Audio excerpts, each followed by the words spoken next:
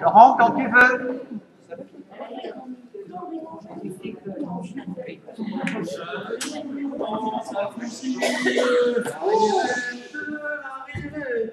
Jeanneton prend sa faucille pour aller cueillir des gens. Bonsoir. Bonsoir. Là, on imagine, il est 2 h du matin, j'essaie de rendormir ma fille, qui a 8 mois et qui s'est réveillée en plein milieu de la nuit. Alors, à 8 mois, c'est normal de se réveiller en plein milieu de la nuit, puisque c'est là où elle acquiert la permanence de l'objet. Alors, c'est un concept que je vais vous montrer. C'est là où elle se rend compte qu'un objet qu'elle ne voit plus continue à exister. Je vais prendre un petit objet pour vous montrer. Par exemple, alors on lui montre, donc elle voit l'objet, et à partir de 8 mois, quand je cache l'objet, c'est là où elle sait qu'il continue à exister, donc elle va le chercher derrière moi ou en dessous de là où je l'ai caché. Et ça marche aussi avec les parents. C'est-à-dire qu'avant, ils ne sont plus là, c'est pas grave, ils n'existent plus. À partir à peu près de 8 mois, si elle ne les voit plus, elle s'inquiète. Et si c'est en plus au milieu de la nuit, elle se réveille, elle ne voit pas ses parents, elle pense qu'elle a abandonné. Donc elle pleure pour être rassurée. Donc là, moi, il est 2 h du matin, elle s'inquiète, je vais la voir, j'essaye de la rendormir. Donc je vais la poser, j'aurai l'occasion de la reprendre tout à l'heure. Alors, je vais me présenter, même si mon nom a déjà été dit. Donc moi, je m'appelle Laurent Carpentier. Alors, je suis directeur d'un centre social, et donc vous l'aurez deviné, je suis aussi papa. C'est ce qui m'amène ce soir. En fait, donc par mon métier et aussi par ma vie personnelle, je me suis du coup posé pas mal de questions sur l'éducation. Et toutes ces questions, j'avais envie de les partager avec vous. Et en même temps, parce que j'ai lu Bourdieu aussi. Alors, je sais pas vous, moi au début, j'ai essayé, ça m'a vite gonflé. J'ai pas tout compris. J'ai retenu un truc. Alors, Bourdieu en 2 phrases, pour ceux qui l'ont pas lu ou ceux qui n'ont pas fait comme moi et ils n'ont pas voulu trop aller loin. En fait, il explique que quand on est pauvre, qu'on a des parents pauvres, souvent on sera pauvre aussi et on sera dans une classe sociale basse. Si on est riche et qu'on appartient à une classe sociale élevée, on sera riche aussi et on sera dans une classe sociale élevée. Voilà, Bourdieu en 2 phrases, vous n'avez pas besoin de lire tous ces bouquins, maintenant ça c'est fait. Alors, j'avais lu ça, c'est ce que j'avais compris en tout cas, et du coup ça m'embêtait un petit peu. Ça donne moyen envie d'être parent. En fait, on va être que dans la reproduction, on va faire les mêmes choses, finalement, il n'y a rien qui va changer.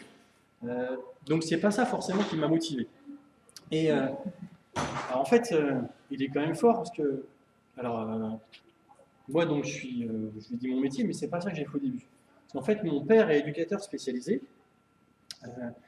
ma grand-mère est assistante sociale, j'ai un oncle éducateur aussi, une tante enseignante, et alors de l'autre côté, une mère infirmière, une tante infirmière, un oncle médecin. Bon, en gros, moi j'avais le choix entre le social ou la santé, quoi. Alors j'ai fait photographe. Ben oui, je vous ai dit, j'essaye de lutter contre Bourdieu pour prouver qu'il peut avoir tort. Donc j'ai commencé par vouloir faire photographe. Et puis comme en fait la reproduction sociale c'est plus fort que vous, j'ai fait animateur après.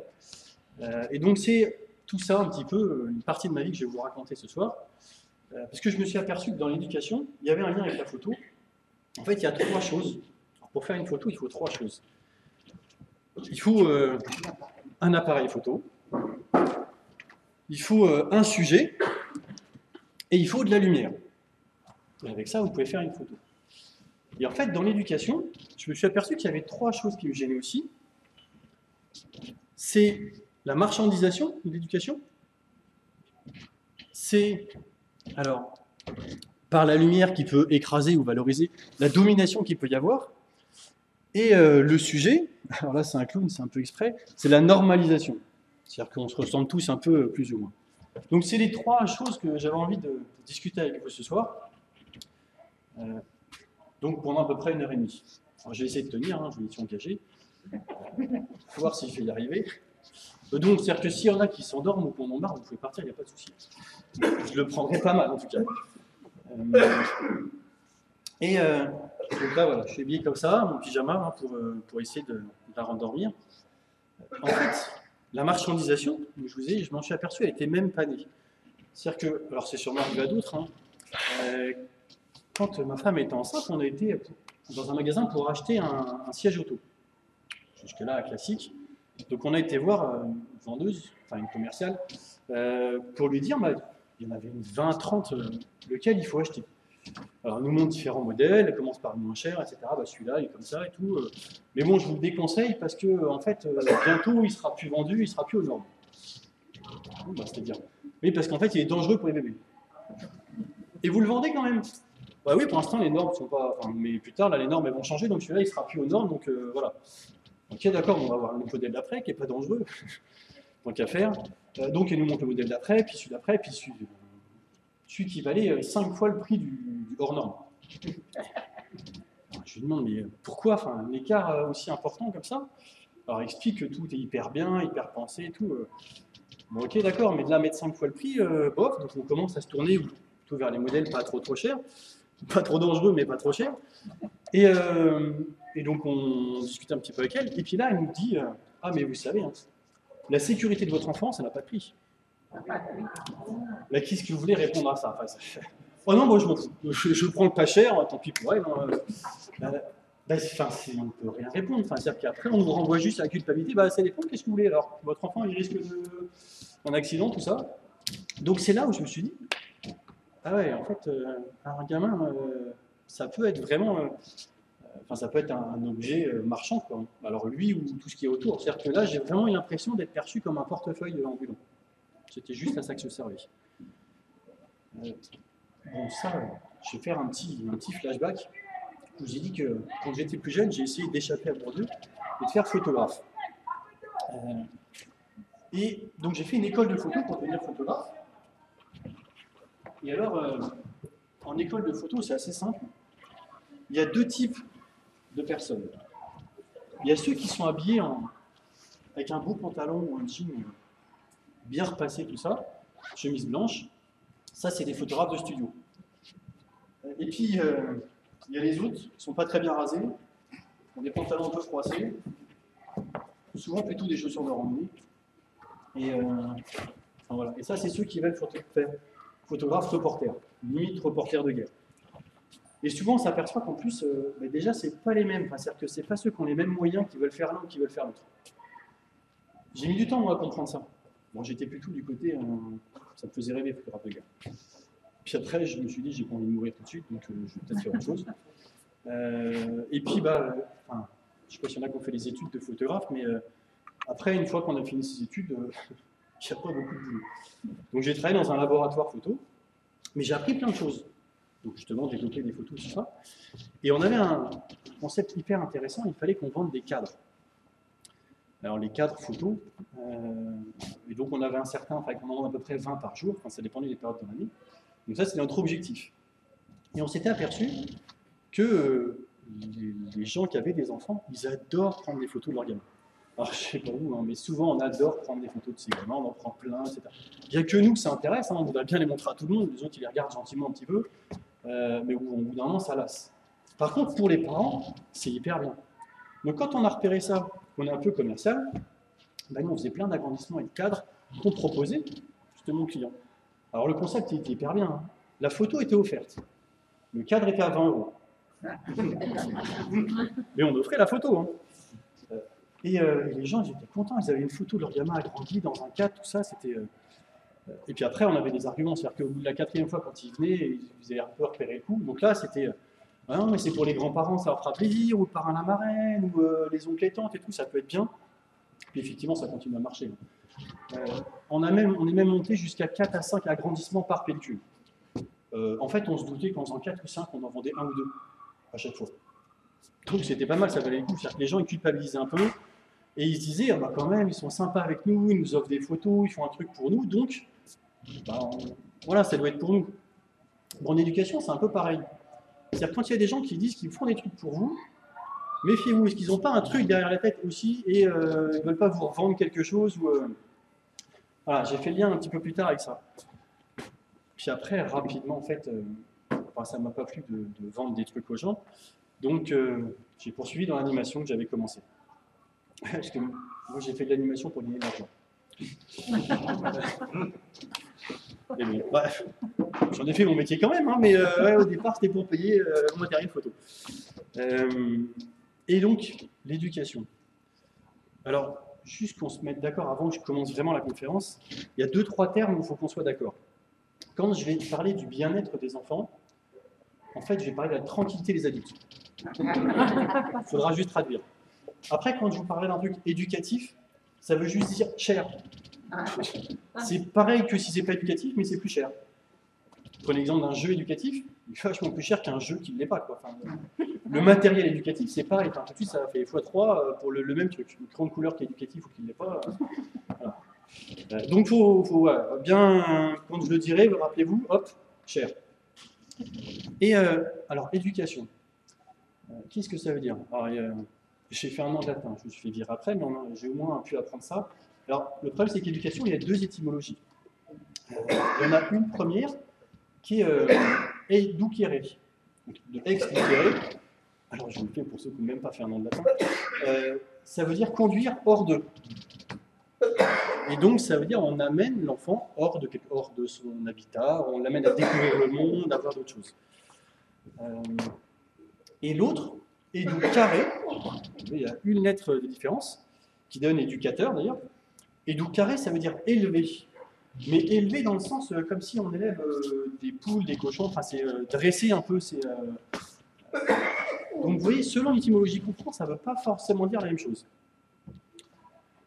Donc là, après la conférence, vous choisirez si vous voulez faire plutôt l'un, plutôt l'autre, un peu de temps en temps. Mais donc, même l'étymologie, ça ne donnait pas forcément... Enfin, ça ne disait pas exactement ce que c'était que l'éducation. Alors j'ai cherché un petit peu plus loin, et puis j'ai découvert qu'il y avait 3 types d'éducation aussi. Alors il y a l'éducation formelle. Ça, c'est quand on a un truc très précis, des objectifs, un cours, etc., type l'école. C'est l'éducation formelle, c'est-à-dire qu'il y a un programme, des méthodes particulières, une évaluation pour savoir si on atteint les objectifs, etc. Donc ça, c'est bien carré, etc. Donc, alors, si on fait le parallèle avec la photo, imaginez l'éducation formelle, c'est votre sujet. Enfin, vous l'avez choisi, vous le posez comme ça, etc. Il est bien. Ok, ça c'est formalisé. Après, il y a l'éducation non formelle. C'est tout ce qui vient autour, qui va être les activités sportives, les activités culturelles, qui va être un petit peu les grands-parents, c'est tout ce que vous allez proposer en dehors, où on ne va pas trop bien savoir ce qui s'y fait, mais quand même, si on l'inscrit au foot, on ne l'inscrit pas à la peinture, ou on l'inscrit aux deux, c'est que ça ne va pas provoquer les mêmes choses. Donc ça, c'est l'éducation non formelle. Et puis, vous avez l'éducation informelle. Ça, elle est vachement plus compliquée, parce que c'est tout ce qu'on ne maîtrise pas. C'est-à-dire que ça va être la boulangère qui insiste à chaque fois pour votre gamin, ils disent merci. Mais ça, c'est pas vous qui le faites. Ça va être le petit voisin qui lui apprend des gros mots. Ça va être justement son grand-père qui lui donne le goût des bonbons et que vous, après, vous goûtez à la maison pour ne pas lui en donner, mais que comme il a bien aimé cela, il va vous en demander à chaque fois. Oui, c'est tout ça, l'éducation informelle, c'est tout ce qu'on ne maîtrise pas. Donc par rapport à la photo, vous avez le sujet formel, le décor, un peu ce que vous allez ajouter dedans, si vous mettez un arbre, un premier plan, un truc, l'éducation non formelle, et puis après, il y a tous les incidents de la vie, l'éducation informelle. C'est l'oiseau qui passe, la poussière qui est sur votre objectif, c'est le nuage qui va venir au moment où vous prenez la photo, les yeux qui se ferment, voilà, tout ça. Bon, ça brosse un petit peu. Et puis après, j'ai été chercher dans les philosophes qui parlent d'éducation. Alors je suis remonté loin, parce que j'en ai découvert un que j'aimais bien, Platon. Alors je vais vous faire court, Platon, c'est le premier des communistes. Il ne le savait pas encore lui-même. Platon, 730 avant Jésus-Christ, premier des communistes. Il dit il faut que l'éducation, tout au long de la vie, elle soit financée par l'État. Tout au long de la vie. C'est un truc de dingue, 730 avant Jésus-Christ. Il avait tout un programme expliqué. C'est-à-dire que de 0 à 3 ans, les enfants, ils restent chez la nourrice. De 3 à 9 ans, ils ont, alors garçons et filles, là, ont la même éducation. C'est-à-dire que c'est les mêmes choses pour les garçons et les filles. 730 avant Jésus-Christ, il n'y a encore aujourd'hui pas ça. Il dit, là, ils apprennent à vivre ensemble. Aucune matière ni rien, c'est juste, ils apprennent les règles pour vivre ensemble, pour jouer, pour découvrir le monde autour d'eux, etc. Après, à partir de 8-9 ans, ils séparent garçons et filles pour faire la même éducation, en disant qu'ils n'ont pas les mêmes besoins, donc on ne les met pas ensemble. Et c'est là où ils commencent à apprendre des connaissances un peu plus théoriques, l'algèbre, la grammaire, etc. Et puis, vers 14-15 ans, ceux qui sont plus limités, parce que ça leur plaît moins et qu'ils voient qu'ils ne peuvent pas aller beaucoup plus loin, ils deviennent militaires. C'est Platon qui le dit, hein. C'est ceux qui sont les plus limités, ils deviennent les militaires. Et après, les autres, ils continuent à apprendre des choses, ils vont devenir magistrats pour l'État. Alors magistrat, c'est au sens large à cette époque-là, c'est-à-dire agents de l'État, tout au long de leur vie, mais ils vont continuer à apprendre des trucs. Alors, enfin, c'est-à-dire que jusqu'à leur mort, ils seront pris en charge financièrement par l'État. C'est quand même, enfin, on pourrait dire révolutionnaire pour Platon, je ne sais pas si on peut, mais enfin, c'est assez impressionnant quand même. Moi j'ai trouvé. Bon alors, la seule limite à ça, c'est que toutes les personnes sont donc des serviteurs de l'État. C'est-à-dire que soit ils sont militaires pour l'État, soit ils sont magistrats pour l'État. Ils n'ont pas trop le choix quand même dans le type de métier ou machin. Enfin, bon, c'est pas mal. Puis après, j'ai fait un bond. 1000 ans plus tard. Rousseau. Non, Rousseau, j'aime bien. Il a écrit un livre, alors Les mythes de l'éducation. Je ne sais pas si vous l'avez lu. Moi, je l'ai fait façon éducation populaire, j'ai lu que le 4e de couverture. Et du coup, je vous en parle là. Donc, Les 1000, alors hyper, c'est un bouquin quand même, donc une référence en termes d'éducation. C'est même un bouquin obligatoire pour les enseignants au Japon. Jusque là-bas, ils le disent. Lui, Rousseau, il explique que comme la nature est bonne, il faut que les enfants ils y aient accès, qu'ils découvrent tout par eux-mêmes, il faut arrêter l'école. Il faut qu'ils vraiment ils s'épanouissent et qu'il y ait des adultes un peu pour les encadrer, mais qui les amènent plutôt à découvrir en fonction de leur envie, de leur passion, etc. Donc, hyper intéressant. Bon, après, il a un petit défaut quand même, c'est que ça, c'est pas pour les filles. Pour Rousseau, les filles, le truc qu'elles doivent apprendre, ça va être des femmes pour leur mari. Donc, à savoir faire la cuisine, à bien s'occuper d'eux, etc. Rousseau, hein. Ouais. Et puis, il n'est pas une contradiction près non plus, Rousseau. C'est-à-dire qu'il écrit ce bouquin-là. Il a eu 5 enfants, il s'est occupé d'aucun des 5. Parce qu'il a estimé que son mode de vie ne correspondait pas au fait de pouvoir éduquer les enfants. Donc, il les a confiés à l'assistance publique. Voilà, enfin, quelques contradictions. Bon, puis après, quand je dis j'aime bien, c'est... Alors, Rousseau, il dit que la nature est bonne pour l'homme, qu'il faut faire avec, etc. Il faut savoir qu'il a quand même été orphelin de sa mère une semaine après sa naissance. Donc, il ne l'a pas connu. À 5 ans, il faisait sa première fugue, donc il a eu quand même plein de problèmes dans sa vie. Et quand il avait une quinzaine d'années, c'est là où il a couché pour la première fois avec une femme qu'il appelait maman. Alors Freud n'existait pas encore, mais il aurait eu un bon client. Là. Donc voilà. Et donc toute sa vie, il va chercher sa mère. En fait. Je qu'il ne trouvera pas, mais... Et puis, alors, je vous ai cité Platon, Rousseau, puis alors, la troisième personne qui m'a beaucoup marqué en termes d'éducation et de référence, c'est mes oncles et tantes. Ouais. Bah, je vous ai dit, il y en a certains, ils sont du métier, d'autres non. Mais alors, imaginez, donc oncles et tantes mariés, etc., ça faisait 12 adultes, à table à Noël, tous à parler d'éducation, donc tous avec leur avis. Alors imaginez entre l'éduc, l'enseignante, l'autre celui qui s'occupe de handicapés, etc. Enfin, ça y allait, hein. Chacun avait son idée sur comment il fallait faire. Ceux qui n'étaient pas du métier aussi, enfin, etc. Ça s'écharpait un peu. Bon, nous, on les entendait juste, on était tranquilles. Ils ont un peu arrêté d'en parler au moment où on était adolescents, les cousins cousines. Ouais, parce que les différences d'éducation, par contre, ça se fait un peu sentir à ce moment-là. Donc là, ça s'est un peu calmé. Par contre, maintenant que nous, on est parents, ça revient. Voilà, c'est facile. Mais tu devrais faire comme ça, mais c'est ça, mais non, machin. Donc, de nouveau, on a plein de conseils. Bon, voilà, les 3 personnes qui m'ont vraiment marqué en termes d'éducation. Alors, bon, je dois dire, il y en a plein d'autres, hein, mais ça, c'est vraiment les 3 qui m'ont marqué. Après, bon, eux, ils sont sympas. Et puis, il y a des trucs moins sympas. Alors, je vais remonter dans le temps, puis après, on va aller que chronologiquement. On va la voir grandir, ma fille. Avant même qu'elle naisse, rendez-vous pour l'échographie. Bon, le médecin, 3/4 d'heure de retard. Normal.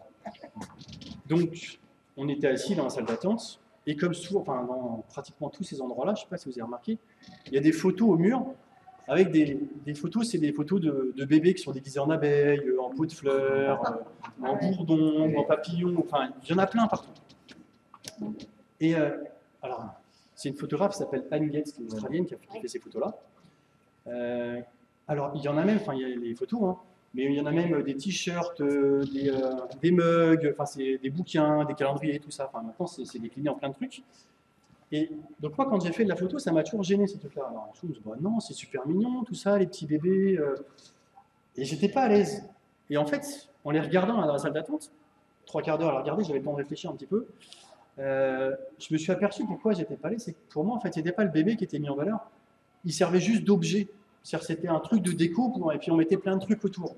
Je me suis dit, mais finalement, on s'en fout du gamin, c'est juste une excuse pour en faire de la décoration.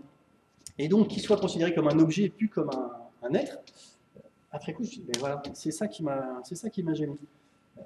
Une autre façon de déconsidérer, en gros, le bébé. Alors, il y en a d'autres. Hein. La maternité. Alors, j'ai appris plein de trucs en attendant. C'est-à-dire, première échographie, quand vous arrivez, il vous donne une mallette de maternité. Ça, c'est super intéressant. Donc, je l'ouvre, je regarde. 2 magazines plutôt pour femmes. Alors, oui, parce qu'en fait, dans ce cas-là, les papas, on s'en fout. C'est-à-dire que la mallette de maternité, le nom l'indique, hein, c'est pas pour les papas. C'est juste pour les mères, les pères. À la limite, ils peuvent servir à payer une pension par la suite, mais là, non.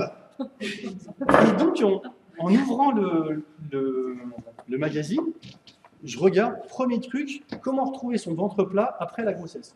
Ah ouais, c'est intéressant le truc. Et que des conseils comme ça, et dedans, des trucs vachement bien, des coupons de réduction. Bon, plein de coupons de réduction sur les trucs. Donc là, pareil, je sais pas, sympa quand même, ça me permet démarrage de faire des économies. Sauf que, après coup, j'ai vérifié. Et alors, ces coupons de réduction-là, ils sont malins quand même, les commerciaux. C'est qu'ils se sont aperçus que souvent, les premières marques qu'on achetait, c'est celles qu'on allait continuer à acheter tout au long de l'enfance du gamin. Et ben ouais. Et donc, du coup, coupon de réduction là sur telle marque, je me dis, c'est bien, j'achète là. Allez, c'est gagné, tout le monde, je vais acheter ça. Mais sauf que ça, vous ne savez pas au départ. Donc, vous dites juste, ils sont sympas, comme les cadres photos. C'est sympa, ils m'offrent un agrandissement. Alors, c'est parce que d'ailleurs, ils vendent un truc. Donc là, les coupons de réduction, j'ai arrêté. Puis il y a plein d'autres objets aussi. Alors, je n'ai pas tous les listés, mais j'en ai choisi 3. Des objets que je trouve hyper drôles. Le premier, c'est le vidéo babyphone. Alors, avant, il y avait les babyphones, maintenant, il y a des vidéos babyphones qui vous permettent de regarder votre bébé quand il dort. Ensuite, avant, quand il dormait, on était tranquille. Il dormait, c'est là, on se dit, ah, c'est cool et tout, on peut profiter. Maintenant, on le regarde dormir. Et voire même, moi, j'ai découvert ça chez une copine qui nous montre le truc. Oh, regarde, t'as vu, c'est mignon, il dort et tout, machin, il bouge. Alors, là, avant, on pouvait prendre l'apéro, tout ça. Non, là, maintenant, on est juste en train de regarder ce truc-là. On peut passer du temps ensemble. Non, alors, les potes, par contre, c'est pas forcément un bon moyen d'avoir envie d'avoir des gamins. Je sais pas si vous avez déjà été à un repas où vous n'étiez pas parents et tous les autres, ils l'étaient. Alors, moi, je l'ai mal vécu. Hein. Un nouvel an assez terrible. C'est-à-dire que tous, ils sont en train de parler de ça. Oh, bah regarde, mais il a fait caca, machin, bah, il faut lui donner à manger. Bah, il met du combien, bah truc. On peut parler d'autre chose aussi. Ah non, on parle que de ça. Puis si vous avez le malheur de donner votre avis, bah non, toi tu connais rien. Tu n'es pas parent, tu ne peux pas parler. Ok, bon, bah, je vais juste vous écouter alors. Donc ça donne moyen envie d'avoir des enfants. C'est pas ça qui nous donne envie de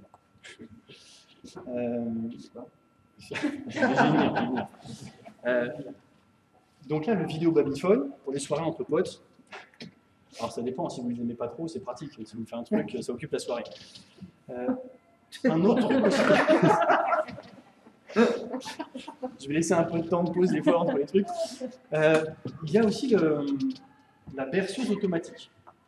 Alors c'est-à-dire qu'on peut, on peut le prendre sinon, quoi. Ce que j'ai fait en arrivant, bercer comme ça pour l'endormir. Donc il y a 2h du matin, chanter, tout ça. Et puis sinon, vous pouvez poser aussi.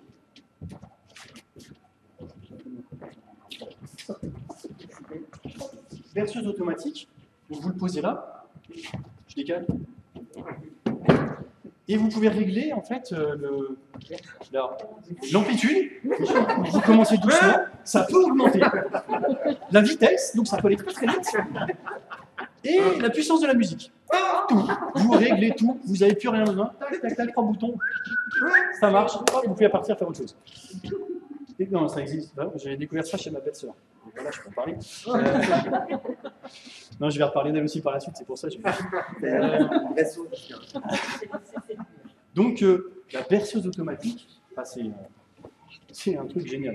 Si vous voulez avoir des enfants sans vous en occuper, c'est hyper bien. Et un autre truc aussi, c'est le matelas sismique. Alors je l'appelle comme ça, c'est pas exactement ça qu'ils veulent vous le vendre, hein, mais en gros c'est un matelas qui se met sous le matelas dans le lit, qui mesure en gros si le bébé respire bien, c'est-à-dire qu'il sonne si jamais, en gros, il bouge plus. Alors pareil, c'est le truc censé vous rassurer, en fait vous êtes hyper flippé, vous êtes tout le temps, t'es sûr que ça marche bien un truc, il a pas sonné, on t'a pas entendu, c'est bon ça. Alors normalement c'est pour prévenir, voilà, la mort du nourrisson. Sauf que je trouve ça hyper flippant en fait. Donc il s'arrête, il est mal branché, tout ça. Je pense qu'on a vachement plus de stress avec ça que si on ne l'a pas. Bon, alors il y en a plein d'autres, hein, je suis sûr que vous en connaissez plein, des objets comme ça qu'on dit hyper importants, hyper indispensables, tout ça. Puis finalement, on peut s'en passer plus ou moins bien. Et alors au-delà des objets, il y a les livres aussi. J'ai une autre belle-sœur qui, donc quand ma femme était enceinte, elle nous a passé une caisse entière de bouquins. Tiens, lisez ça, vous allez voir, c'est hyper bien. Alors pareil, hein, il y en avait un, il expliquait jour par jour ce qui se passe dans le ventre de la mère. Ah mais c'est hyper flippant. En plus, on ne peut pas vérifier. Ils peuvent nous raconter ce qu'ils veulent. On ne le sait pas en fait. Hein. Puis, t'es sûr et tout, je fais ça en ce moment, mais bon, et puis on ne sait pas, on se dit, mais peut-être nous, c'est pas exactement ça qui se passe. On n'en sait rien. Et puis, alors, il y a, vous connaissez la Bible de la parentalité, hein. Laurence Pernou. Non. Alors, c'est ça, Sainte Laurence Pernou. Alors, elle doit avoir au moins 80 ans aujourd'hui. Hein. Tous les ans, elle ressort quand même une édition de son livre Être parent. Tous les ans, une nouvelle édition, parce qu'il se passe plein de trucs, je veux dire, par rapport à l'année dernière, il y a plein de trucs qu'on a découvert sur la parentalité. Donc c'est important d'acheter la nouvelle édition, c'est-à-dire 3 enfants, vous avez 3 fois le bouquin, c'est facile, c'est un minimum. Et en fait, elle recycle des trucs, voire même il y a des trucs qui peuvent être faux, il y a des partis pris, hein, mais c'est un bouquin énorme, et c'est pareil, c'est quelque chose qui peut être censé vous rassurer, et puis en fait, le temps d'avoir tout lu, vous occupez pas votre gamin. Donc Laurence Pernou, non, c'est pas trop ma copine, c'est comme Anne Getz. Hein. Et puis, vous verrez, il y en a plein d'autres comme ça, des gens qui sont de vos conseils, puis finalement qui font un bon business derrière vous. Parce que l'édition, je sais pas, il y en a peut-être qui. Si vous avez des anciennes éditions de Laurence Pernou, comparez avec la nouvelle. S'il y a vraiment des trucs, je sais pas quelle année elle a commencé, mais 75, elle était déjà en faire. Et puis l'édition 2015, puis on regarde et on compare. Donc ça, c'est en termes de documentation. Alors j'en ai lu 2 des bouquins, puis j'ai arrêté. J'ai dit tant pis, je ne saurais rien, c'est pas grave. Mais au moins, je serai un peu plus tranquille. Je vais la ramener là parce qu'elle est derrière et je ne peux pas la surveiller. Il faut en prendre soin. Voilà, ouais, elle est bien là. Donc là, je vous ai un peu parlé justement de tout ce qui était sur la marchandisation. En quoi justement, c'est pas un bébé, mais c'est juste un objet. Mais il y a d'autres trucs qu'on va voir qui vont être assez sympas dans la soirée. Justement par rapport à Laurence Pernou sur la normalisation. C'est-à-dire qu'en gros, elle nous explique comment il faut tous qu'on s'occupe de notre gamin. Si on a tous le même bouquin, on va tous s'en occuper pareil. Je ne suis pas sûr, moi, de mon point de vue, que ça soit très profitable. Et puis déjà, quand on a plusieurs enfants, on ne s'en occupe pas tous de la même manière. Et elle n'a pas pensé, mais je lui souhaite l'idée, à faire le Laurence Pernou premier enfant, le Laurence Pernou deuxième enfant et le Laurence Pernou troisième enfant. Je suis sûr qu'il y a un créneau là. Ça m'étonne qu'elle n'ait pas pensé encore. Mais je lui proposerai, je prendrai les royalties. Je t'en ouvre pas déconner. Donc voilà, elle c'est bon. Non, alors je suis obligé de faire court. Hein. Il y a aussi un autre truc qui est vachement sur la marchandisation, c'est tous les modes de garde au niveau de la petite enfance. Alors, je vais faire un sondage pour être sûr avec qui je vais me fâcher ce soir. Est-ce qu'il y a des gens qui sont enseignants dans la salle? Ou ex. Ou ex-enseignants, après, ils sont moins susceptibles, les ex-enseignants. Ok, bon, ça, je suis tranquille. Et s'il y en a qui sont parents? On peut être les deux. Hein. Et est-ce qu'il y en a qui sont professionnels de l'éducation? Qu'une. Oh, voilà. Ah ouais, je sais pas. On va tromper alors, sur les personnes présentes ce soir, mais bon, non, c'est pour savoir qui va plus me parler après sur le repas. Après, je vois. Non, bon, après, professionnel d'éducation, c'est facile, ça englobe un champ tellement large et des formations tellement larges. C'est-à-dire que pour s'occuper d'enfants, on peut le faire à bac-2, voire à bac plus 10, c'est pas grave. Et c'est pareil sur les modes de garde. C'est-à-dire que c'est pas le prix qui change, enfin, la formation. Et que quand l'État dit qu'il crée des places en collectif, par exemple, effectivement, il y en a qui sont créées. Par contre, il faut voir après les personnes qui s'en occupent. Alors, c'est toujours compliqué, mais c'est de différencier les personnes en elles-mêmes qui essayent de faire bien, des compétences qu'elles peuvent avoir et réellement de comment elles peuvent s'occuper des enfants. C'est pour ça que je fais cours. Bon, là, ça va, je ne vexerai personne. Je parle des assistantes maternelles. Contre qui je n'ai rien du tout. Hein. Moi, ma fille est en crèche. Mais voilà, après, il y en a qui font très bien leur travail, mais le souci pour moi principal, c'est que la formation totale, en nombre d'heures en tout cas, est inférieure à une formation BAFA. Et pour moi, du coup, ça crée un décalage. C'est-à-dire qu'entre une personne qui est animateur de temps en temps pour les vacances, etc., et une formation, alors je dis en nombre d'heures, plus importante qu'une personne qui va être professionnelle de la petite enfance. Et c'est ça que pour moi, je trouve, pas normal, mais logique. Au-delà de la qualité des personnes en elles-mêmes, c'est que du coup, pour moi, elles ne sont pas accompagnées en tant que professionnelles. Et en plus, je pense qu'elles ne sauraient pas faire encadrer dans les accueils de loisirs ou dans les cours. Ça, peut-être elles peuvent le faire. Alors, donc pour éviter que vous en endormiez, en plus il fait un peu chaud là. Tout à l'heure, quand je suis rentré, j'ai chanté une chanson qui peut vous paraître un peu bizarre, une chanson paillarde pour endormir sa fille, mais j'ai été chercher des comptines un peu plus traditionnelles. Et c'est pareil, je me suis aperçu que des fois, c'était pas exactement ce qu'on pouvait penser. Alors, ce que je vous propose, c'est que j'en ai sélectionné 6, hein, vous verrez, c'est des ultra classiques, hein, j'ai pas été chercher très très loin. Et je vais vous mettre à contribution, on va en tirer une au hasard, puis on va la chanter, puis on verra après ce qu'elle dit vraiment, cette chanson. Donc voilà, je vous propose de le faire. Il y en a 6, je ne sais pas. Voilà, chanson. Alors, tu peux la chanter.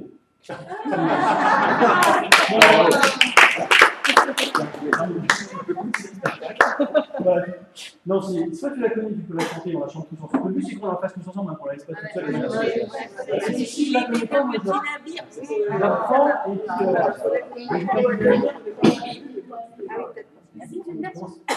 alors, c'est une chanson pour enfants, mais on peut la chanter pour endormir les enfants. Vous êtes prêts? Alors, je ne suis pas le chef de chorale, hein, donc 3-4, tout ça, on va commencer ensemble. Mais, je le fais 3-4, ça fait comme si j'avais une grande chorale là. Vous êtes prêts? Comme ça, vous êtes très bien. Alors, les voix graves plutôt là. 3, 4. Il était petit navire, il était un petit navire, qui n'avait jamais navigué, qui n'avait jamais navigué. Ohé, ohé, ohé, ohé, matelot, la frégate navise sur les flots. Ohé, ohé, matelot, la frégate glisse sur les flots. On va s'arrêter là. Il y a quelques, après selon les versions, c'est différent. Est-ce que vous connaissez la suite de la chanson? Alors, qu'est-ce qui se passe? Ils ont fait un bateau et ils se parlent. Alors, il y a du cannibalisme. C'est-à-dire qu'effectivement, ils ont faim sur le bateau, ils n'ont plus rien à manger. Alors, je vous la lis rapidement. Au bout de 5 à 6 semaines, les vivres vinrent à manquer. On tira la courte paille pour savoir qui serait mangé. Le soir tomba sur le plus jeune. Le mousse qui se mit à pleurer. On cherchait alors à quelle sauce le pauvre enfant sera mangé. L'un voulait qu'on le mette à frire. L'autre voulait le fricasser. En plus, c'est bien, il donne des recettes de cuisine. Et pendant qu'on délibère, il monte en haut du mât. Il fait une... Alors ça, c'est rigolo aussi, c'est une autre. Il fait au ciel une prière, interrogeant l'immensité. En gros, il dit « Ô Sainte Vierge, ô ma patronne, si j'ai péché, vite pardonne, je ne veux pas être mangé. » Et comme ils avaient sûrement fait plein de péchés, grand miracle, il y a plein de poissons qui sautent sur le bateau, il n'est pas mangé, donc il n'est pas mangé, dans la fin de l'histoire. S'il a demandé repentance. Donc il n'est pas mangé. Mais, alors après, moi j'ai fait dans le contexte, il a failli y passer quand même. Hein. Il est en haut du mât, après je vais pour redescendre. Ça donne peut-être moins envie. Mais Donc c'est une chanson, enfin j'ai eu, hein, quand même très classique, hein, où juste on parle de manger des enfants quand on n'a plus assez à manger.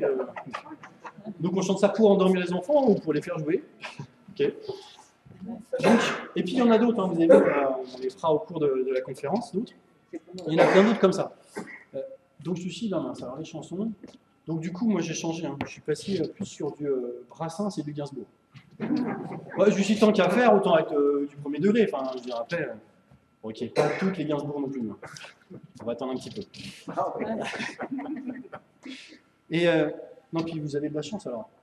Je chante devant vous ce soir. Normalement, je chante jamais, en fait. Enfin, sauf quand j'endors ma fille à 2 h du matin. Là, je le fais devant vous parce qu'en fait, dès que j'étais petit, moi, ma mère, elle m'a dit que je chantais faux. Donc j'ai intégré que je chantais faux, donc j'ai jamais chanté. Donc je me suis jamais amélioré, donc je continue à chanter faux. Donc là, je suis en thérapie, en fait, avec vous.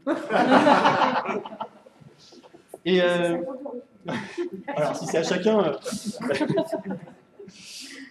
il va falloir remonter le prix de la conférence. Hein. Et donc, je suis bon, les comptines, ça marche pas trop pour endormir, comme vous dites tous, ça fait des trucs bizarres, donc je vais essayer les contes. Les contes de fées. Bah, j'essaye d'autres trucs, enfin, après, je débute, moi.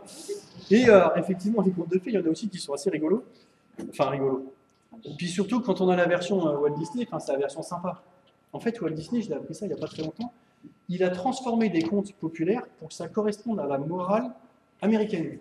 C'est-à-dire qu'il les a juste, hop, pour que ça aille bien dans ce qu'il voulait mettre en place et développer. Mais sinon, alors, il y en a plein, hein, les contes de fées. Alors, je me suis aperçu aussi, les contes de fées, c'est très drôle.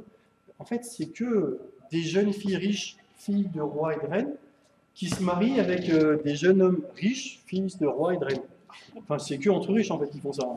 Jamais il y a un paysan, il se marie avec une princesse. Enfin, alors, si je dis jamais, il y en a un, c'est le Chaboté. C'est le seul où il est paysan et il se marie. Après, tous les autres, c'est entre riches. Enfin, alors, quand on dit c'est un vrai conte de fées, ouais, c'est parce que c'est eux qui sont riches qui se retrouvent. Finalement, c'est plus que ça d'un conte de fées. Enfin, dans la vraie vie, c'est pareil. Non, ils ne se mélangent pas trop. Ils ont compris que si vous ne voulez pas dilapider l'argent, mais il mieux rester entre toi. Et donc, les contes de fées, c'est un petit peu basé là-dessus quand même. Donc la structure est très simple, hein. C'est deux, ils vont se retrouver, ils vont se marier. Alors, et puis on le revoit même maintenant dans les jeux vidéo, c'est-à-dire qu'en fait, la jeune femme, elle est en détresse, elle a besoin de secours, donc c'est un jeune homme riche qui va venir la secourir, ils vont se marier, ils auront beaucoup d'enfants. Après, il y a la version un peu plus moderne, ils se marient, ils ont beaucoup d'argent. Ouais, on change aussi de valeur. Hein. Et alors, il y en a d'autres où c'est même pas du tout ça, hein. La Belle au bois dormant. La vraie version, je veux dire, La Belle au bois dormant, je ne sais pas si vous la connaissez. Donc, dans la vraie version, alors elle se pique, elle s'endort, etc. Donc, elle est allongée comme ça. Il y a effectivement un prince qui passe, qui la trouve plutôt bien. Il se la tape. Non, je le fais court. Hein. Voilà. Il se bat. Alors, elle dort toujours. Hein. Elle dort toujours. Oui. Bon, il ne faut pas y aller les oreilles chasses, comme ça, il y a plein de cheveux dessus. Donc, il se bat. Elle dort toujours, et en fait, elle tombe enceinte. Pas de chance. Donc, elle est enceinte, elle accouche, toujours sans se réveiller. Hein. Le rêve, limite. Le bébé sort, et en fait, il veut téter, il se gourre. Pas très malin, le bébé. Futur militaire. Il se gourre, il tète le doigt de sa mère, et en fait, il lui retire l'épingle. Donc là, elle se réveille. Imaginez la tête de la Belle au bois dormant qui se réveille, qui vient d'accoucher d'un gamin qui est posé sur elle. Je ne pense pas que ça fasse princesse Walt Disney à ce moment-là. Hein. Ça va être un peu bizarre. Donc la vraie version, voilà, c'est ça. Donc elle se retrouve fille-mère, tout ça. Glauque, hein. Sinon, il y a Blanche-Neige aussi. Bah ouais, outre. Donc la vraie version, c'est Blanche-Neige. C'est pareil, donc là, elle croque la pomme, du coup, elle s'endort ou elle est empoisonnée. Elle est dans un cercueil de verre. Pareil, un prince passe. Il la trouve aussi à son goût. Là, il est plus soft, hein, il ne fait pas ça chez les nains. Il fait embarquer le cercueil. Ils repartent pour l'amener dans son château. Il dit, c'est plus quand même. Sauf que là, il y a un des serviteurs qui bute sur une racine dans la forêt. Il tombe. Blanche-Neige tombe et le bout de pomme est recraché. Et là, elle se réveille et tombe forcément amoureuse du prince. Mais pareil, c'est limite de l'amour. Enfin, je veux dire, elle crache le bout de Donc, voilà.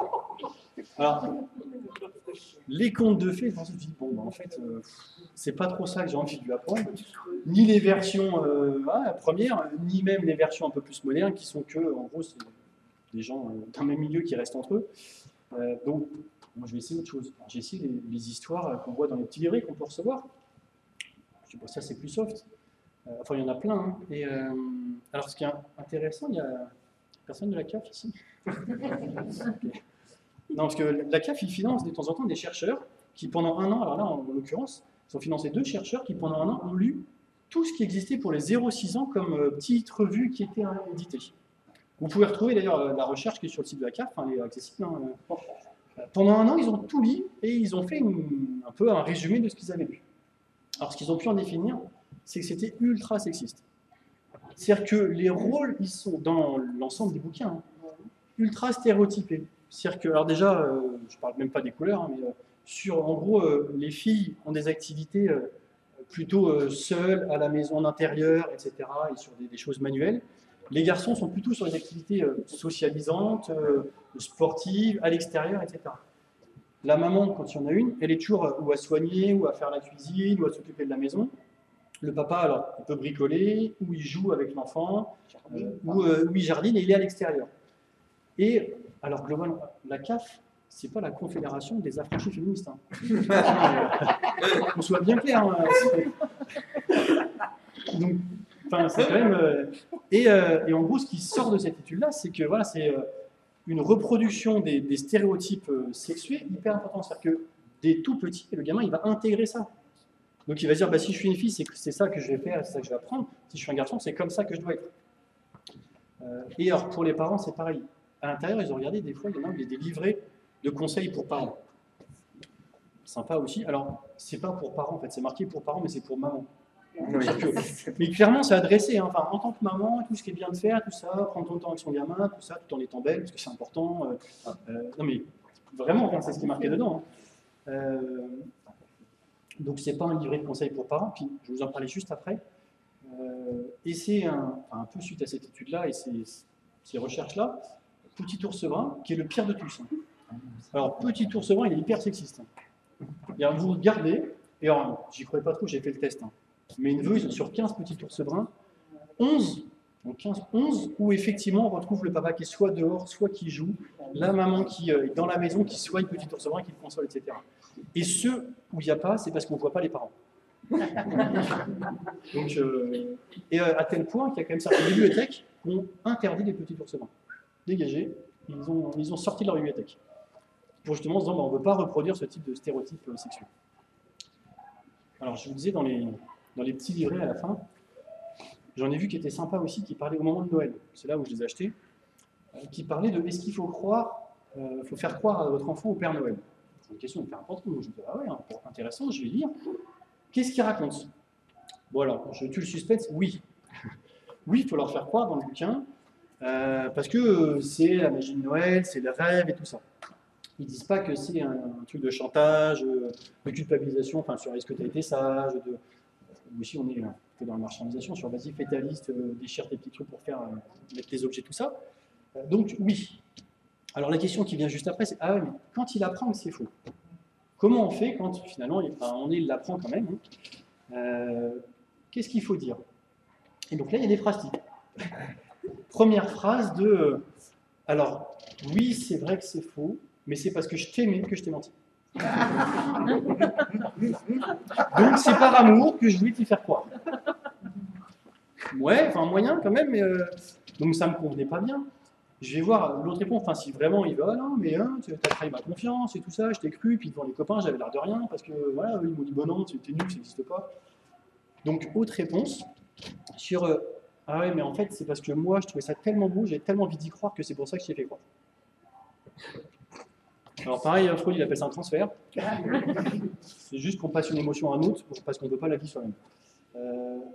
Mais pareil, enfin, c'est assez moyen. C'est-à-dire que soit nous on peut se faire notre trip Noël, hein, se déguiser en Papa Noël si on veut tout ça, mais de là à faire croire à des enfants.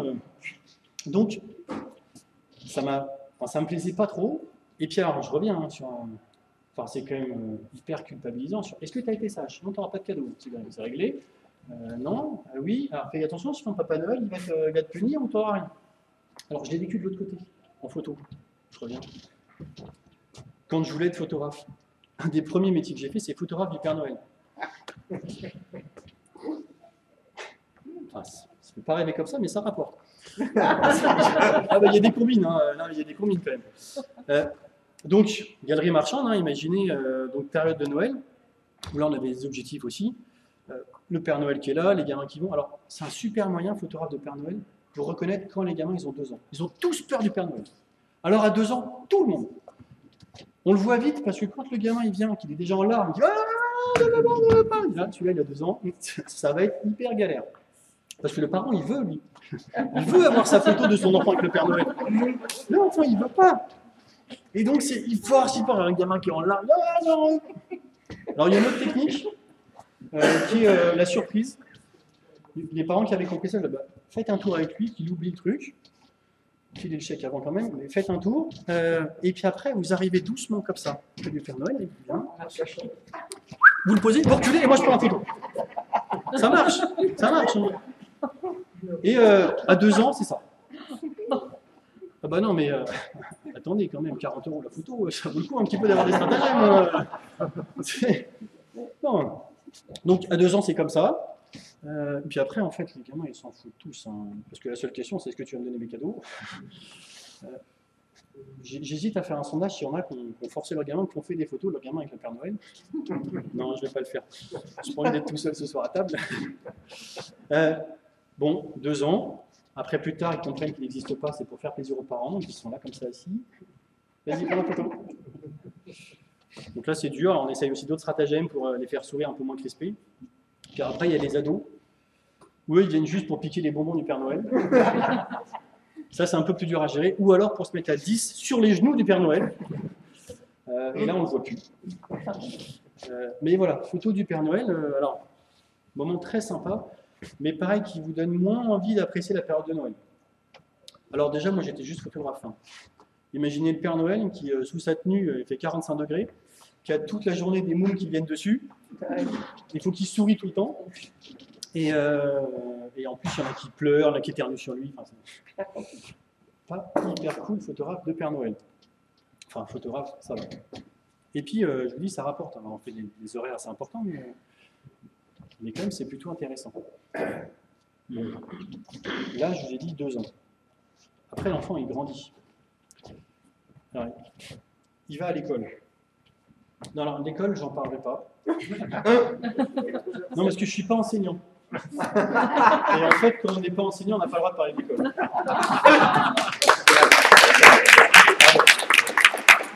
Non, celle-là, elle est facile, il n'y en a pas. Hein. Non, parce qu'on ne connaît pas, on ne se rend pas compte. J'ai essayé, hein, enfin, j'ai des potes qui sont enseignants.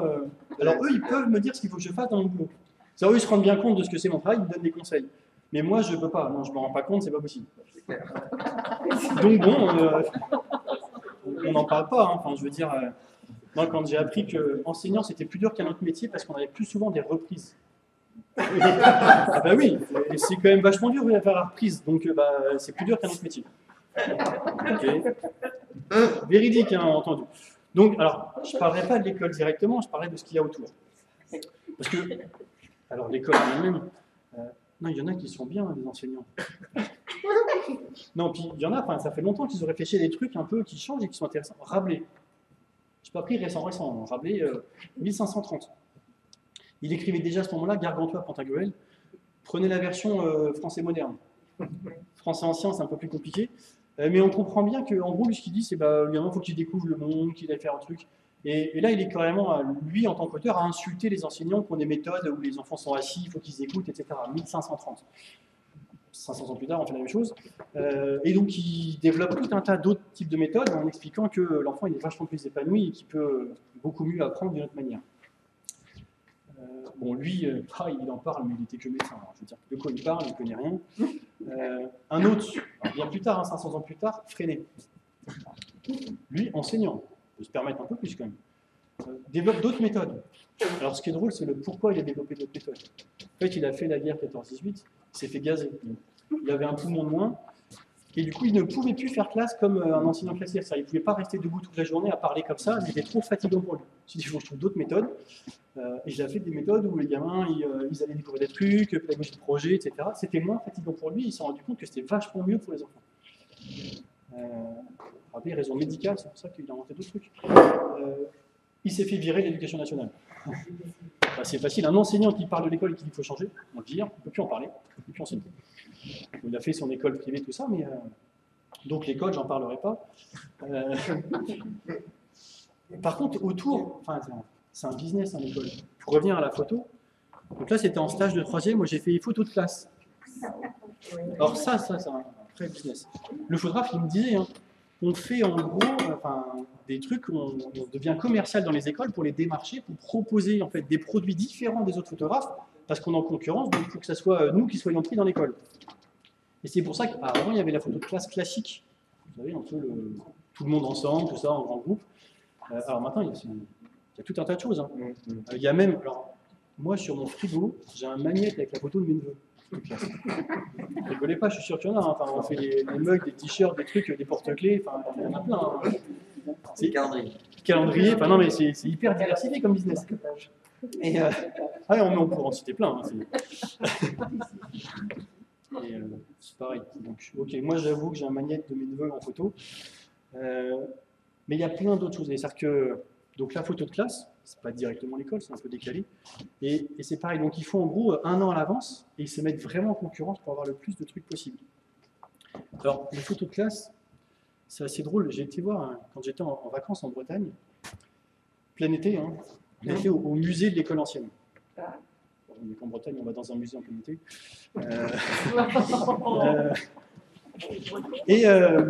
Donc là, à la fin, on voit des photos de classe, début XXe siècle, et la légende montre en disant, on voit bien en fait, donc ils sont tous en blouse.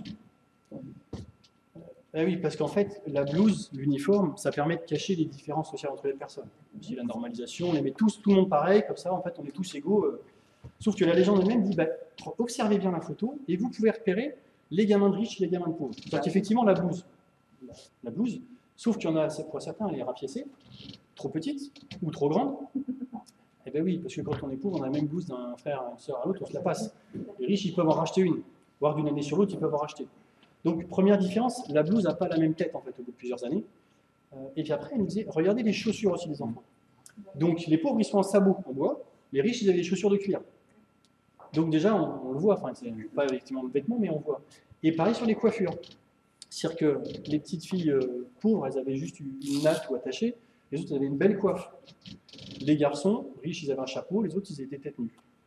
Et donc, dans la légende, on dit, vous voyez bien que même si on veut effacer et gommer ces différences-là, on les retrouve forcément d'une manière ou d'une autre.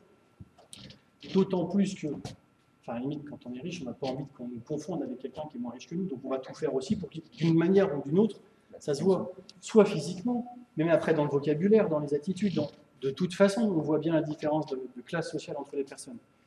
Donc l'histoire de l'uniforme, ça ne change pas grand-chose, en fait, c'est pas ça qui va empêcher les enfants d'avoir des différences.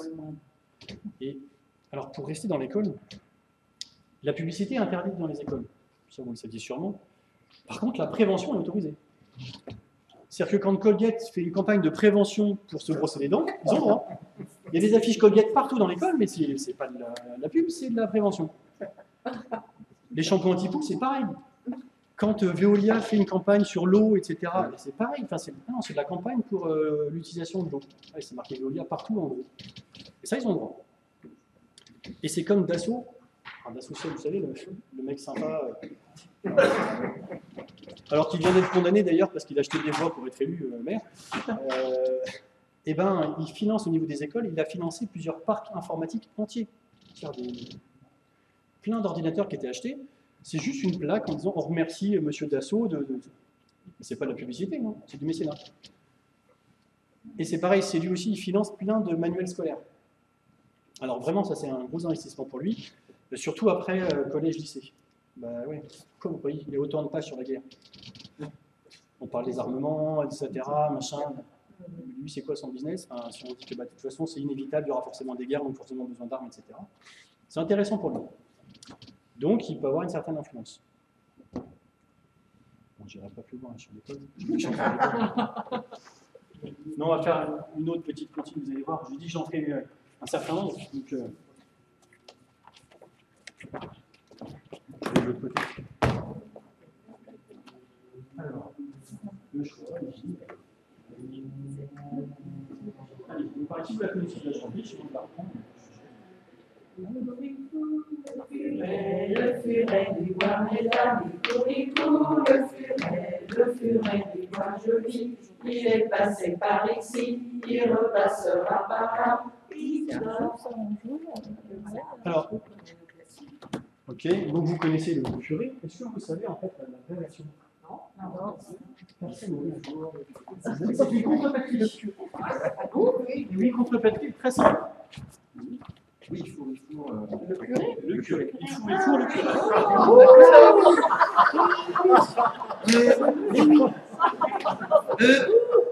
Non, vous vous en souviendrez qu'on l'a chanté la prochaine fois. Et ouais, contrepartie cette chanson-là.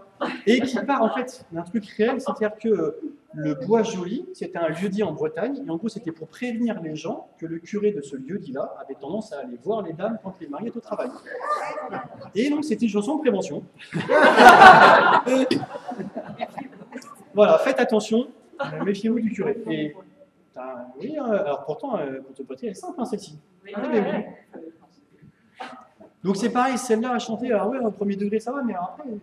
Puis après, il y a toujours le risque de ripper un peu et de passer sur l'autre version. Ça peut être plus compliqué. Donc, alors, vous voyez, j'en ai 4 autres encore. Et, alors je reviens sur l'école et... non, j'ai arrêté l'école. Non, je vais faire sur après, en dehors de l'école. Les enfants, quand ils jouent les cadeaux qu'ils ont les Noël, par exemple. Une autre étude a montré les catalogues de jouets. Alors là, ils se sont pris la tête, hein. C'est pas le CAF qui a financé ça, ils sont remontés jusqu'à 1900, les premiers catalogues de jouets. En fait, ils se sont aperçus que, pareil, c'était hyper stéréotypé. Ça, je pense que je ne vais pas vous l'apprendre. La première fois qu'il y a une différence de couleur et une séparation filles-garçons, 1935, Galerie Lafayette. Le catalogue de Noël, alors, c'était exceptionnel. Hein. Après, c'est plutôt, ça a commencé dans les années 80, voire après. Est-ce qu'il y a des gens ici qui sont nés après les années 90, à partir des années 90? Non. Ok. Alors, qu'une seule personne qui doit être à l'aise dans son identité sexuelle. Ah non, je suis désolé pour les autres, mais ça se trouve, vous avez joué avec n'importe quoi. Enfin, ça pas fait pour vous. Ah non, parce que maintenant, dans les catalogues, au moins, ils le marquent bien. Ça, c'est un truc pour être une fille et pour bien savoir être une fille. Ça, c'est pour être un garçon.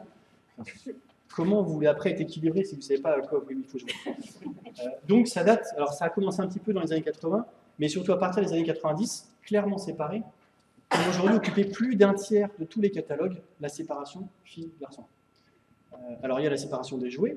Donc après, je vous le fais rapidement, enfin, les types de jouets, je pense que vous devinez un petit peu ce qui est fait pour les filles ou ce qui est fait pour les garçons. Et même des fois, quand ils ne savent pas, ils le font. C'est ma mère qui, pour mon neveu, va, pour Noël, va à un magasin, je ne donnerai pas de marque, là, j'en décret, pour demander, bah, tiens, est-ce que vous vendez des jouets à appareil photo, parce que pour mon petit-fils, je voudrais lui acheter ça. Le vendeur regarde, puis il dit, mais c'est un garçon ou une fille? Bah, je ne sais pas, c'est un appareil photo que je veux, c'est juste... Bah non, mais c'est savoir si vous prenez le bleu ou si vous prenez le rose. Ok, donc l'appareil photo n'est pas fait pareil pour les garçons comme pour les filles. Alors, vous ne vous moquez pas, on y vient vraiment. J'ai découvert ça il y a 15 jours, c'est là que le lien avec l'école, un cahier d'exercice scolaire. Alors, CP, et il y a un cahier d'exercice scolaire filles, cahier d'exercice scolaire garçon. Donc, couleur rose pour les filles, couleur bleue pour les garçons, classique hein, jusque-là. Bon, déjà, on se demande bien, alors, au départ, pourquoi il y a différents. Et en fait, effectivement, à l'intérieur, ce n'est pas la même chose. Il y a une carte du monde, un planisphère. Alors, planisphère garçon, avec plein de petits symboles en fonction des pays où c'est, etc., assez détaillé. Planisphère fille, alors déjà, les pays sont en rose. Ouais, c'est la seule couleur qu'elles apprécient, donc on va en faire tout rose. Les pôles sont plus en blanc, c'est-à-dire que ça, on s'en fiche. Et puis alors les dessins, c'est que des petits dessins tout mignons, des petits pandas, des petits oiseaux, des petits trucs, plus aucun symbole thématique en fonction des pays. Donc du coup, là, clairement, on dit, bah, c'est pas les mêmes choses que doivent apprendre les garçons et les filles en CP. C'est-à-dire que c'est pas le même cahier, on leur met pas les mêmes choses. vachement plus simplifié, enfin voilà, moins complexe. Les garçons ils peuvent, les filles non, on les maintienne un peu sur un truc comme ça. Donc réel, hein, c'est donc cahier d'exercice différencié filles-garçons. Donc ça se développe ce type de truc. Et sur les jouets, alors les couleurs en fait, vous savez de quand, à partir de quand en fait on a défini que le rose était plutôt une couleur de fille et le bleu garçon? Alors c'est dans les années 20. 1920. Et avant, c'était l'inverse. Oui, avant, en fait, le bleu était une couleur pour les femmes, puisque c'était la couleur de la Vierge Marie. Donc, c'est pour les femmes. Et le rose était en fait un rouge délavé, couleur du sang, la guerre, etc. Donc, une couleur de garçon. Et depuis les années 20, ça a basculé. Alors, j'ai une hypothèse, moi, là-dessus, mais là, pour le coup, les cas moi, je n'ai pas fait de recherche encore là-dessus, mais mon hypothèse, alors, en tout cas, ça marche en France. Est-ce que vous vous souvenez comment étaient habillés les soldats de la 14-18 au début de la guerre? Ah, ils étaient bleus horizon et ils avaient le bas rouge. Rouge. Bleu, blanc, rouge, comme les footballeurs aujourd'hui. Et donc, bah, c'est un peu visible. Imaginez, vous faites la guerre, vous êtes caché, vous avez un pantalon rouge, vous n'êtes pas hyper discret. Donc, ils sont passés au bleu un peu clair pour tout le monde. Bleu, gris, enfin voilà, un truc comme ça. Et donc les soldats étaient en bleu après, puis en rouge. Alors c'est une hypothèse, il faut que je vérifie, mais alors, en tout cas c'est à partir des années 20 où ça a commencé à s'inverser, pour qu'aujourd'hui en gros rose et mauve c'est que pour les filles, et puis tout, hein. J'ai essayé les casques de vélo, les maillots de bain, tout ça, tout est alors, hyper marqué. Donc là, on en revient, c'est ce que je disais sur, quand je parlais de la lumière tout à l'heure qui faisait la domination, c'est-à-dire qu'on est bien sur un système qui domine sur... On décide, pour les uns c'est comme ça, pour les autres c'est autrement. Et si jamais on peut faire pour les filles, ça soit justement plus simple, qu'elles aient moins, qu'on les fasse moins réfléchir, etc., c'est très bien. C'est ce qui est en train d'évoluer maintenant. Alors on les paye moins, etc. Enfin ça vient par la suite du coup, hein, forcément. Bah, ouais. Mais ça, il faut qu'elle l'intègre très tôt. C'est-à-dire que dès toute petite, si on leur dit bah, ton boulot c'est de faire le ménage, c'est de faire ces trucs-là, bah, après elles vont moins demander. Parce qu'on dit bah oui, c'est pas grave. Alors là, je me suis un peu moqué des autres. Puis quand j'ai fait de l'animation, c'est plus facile de se moquer de ce que les autres y font.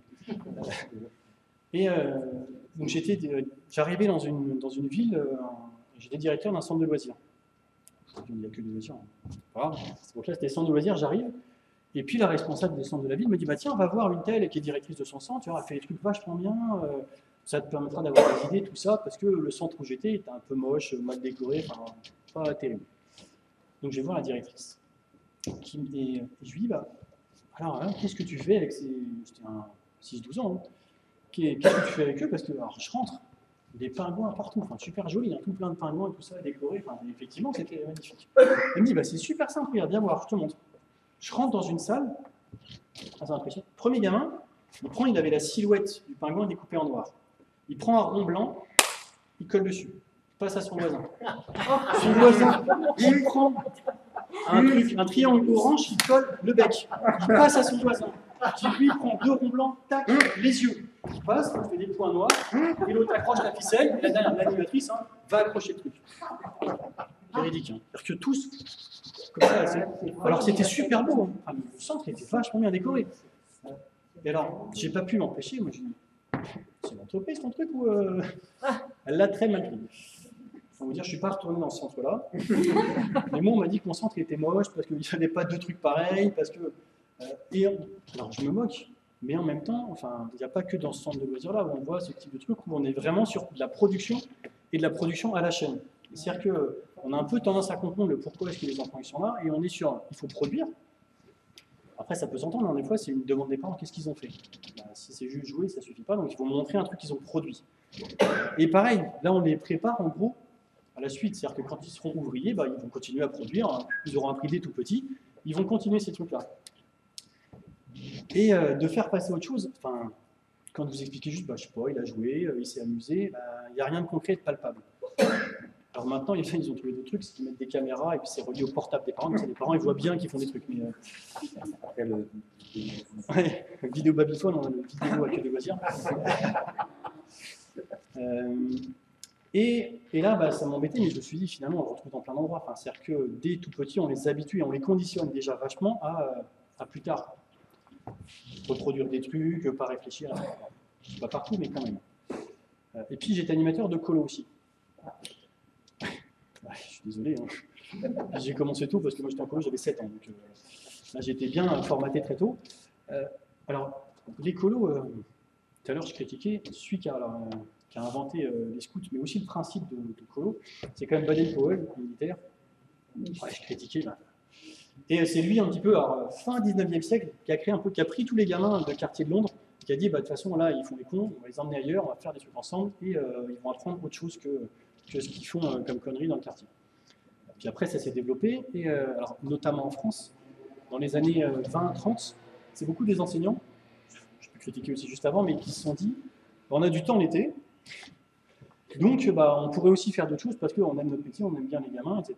Et on pourrait faire des choses. Et qu'on développait, alors c'est là aussi l'éducation populaire hein, qui est arrivée, on va s'occuper de tous les enfants, etc. Je ne vais pas vous en faire l'histoire, mais... Donc les colos ont un peu démarré là-dessus. Et en fait, le premier objectif des colos, c'était des colos hygiénistes. À cette époque-là, c'était hyper important parce que les gamins qui vivaient justement en ville, bah, ils subissaient les fumées des usines, enfin ils ne sortaient pas, etc. Et le but des colos, c'était justement les amener à la campagne, leur faire respirer le bon air, les faire bien manger, bien dormir. Aujourd'hui, on ferait une colo qui ferait ça, on dirait que c'est un peu limité. Et pourtant, on y revient. Et pourtant, les colos, on y revient de plus en plus, on revient sur déjà bien manger, bien dormir et prendre l'air. Alors, à tel point, hein, j'ai vu une vidéo, 1932, commune de Gennevilliers, donc vidéo de propagande, hein. Gennevilliers, dès 1929, communiste, depuis encore aujourd'hui. Ça marque. Hein. Et là, vidéo de propagande, en fait, ils pèsent les gamins avant la colo, ils les pèsent après la colo, et ils montrent le poids moyen pris par tous les gamins. Et en fait, ils pèsent aussi tous les aliments mangés, c'est-à-dire qu'ils sont capables de fournir le poids de tous les aliments qui ont été mangés pendant les colos sur l'été. Et parce que c'était le but. Et on les voit, on leur apprend juste à dormir, à se laver. Et, alors par contre, ce qui est drôle, c'est qu'il y a aussi le poids de cidre, de vin rouge. À cette époque-là, c'était bien pour eux. Donc ils en prenaient aussi. Hein. Et alors ce qui était drôle, c'est que les gamins, en fonction de leur corpulence, ils allaient soit à la campagne, soit à la mer. Puisque à la campagne, c'était pour les plus faibles, parce que l'air de la mer était plus dur, et donc c'était pour déjà ceux qui étaient un peu plus résistants. Mais enfin, comme quoi, c'était pour vous dire, c'était hyper réfléchi sur certains objectifs. Aujourd'hui, en fait, les colos, on n'est plus sur des enseignants qui veulent développer des trucs avec leurs enfants, on est sur des entreprises qui veulent faire des pognons. Non, mais il y a plein d'associations qui sont passées entreprises. Hein. Le CPA aussi, c'est une entreprise maintenant. Alors qu'il y a toujours un statut associatif pour certaines choses, comme ça permet d'avoir des déductions fiscales, mais en même temps, il y a des gens qui ont des parts dans le CPA et qui touchent des dividendes.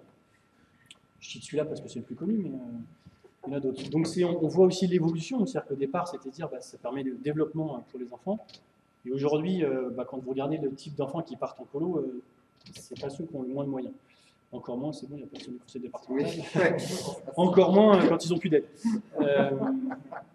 Et en gros, les colos, a priori, il y a une chute énorme du nombre d'enfants qui partent aussi en vacances. Alors que ça pouvait permettre de développer des choses. Et je vous dis, on revient, il y en a certaines colos qui reviennent à le côté hygiéniste de déjà bien dormir, bien réapprendre à manger et vivre autre chose que d'être dans l'air saturé. Je ne sais pas si elle pourrait aller en colo, parce que ça se trouve, ça n'existera plus. Mais...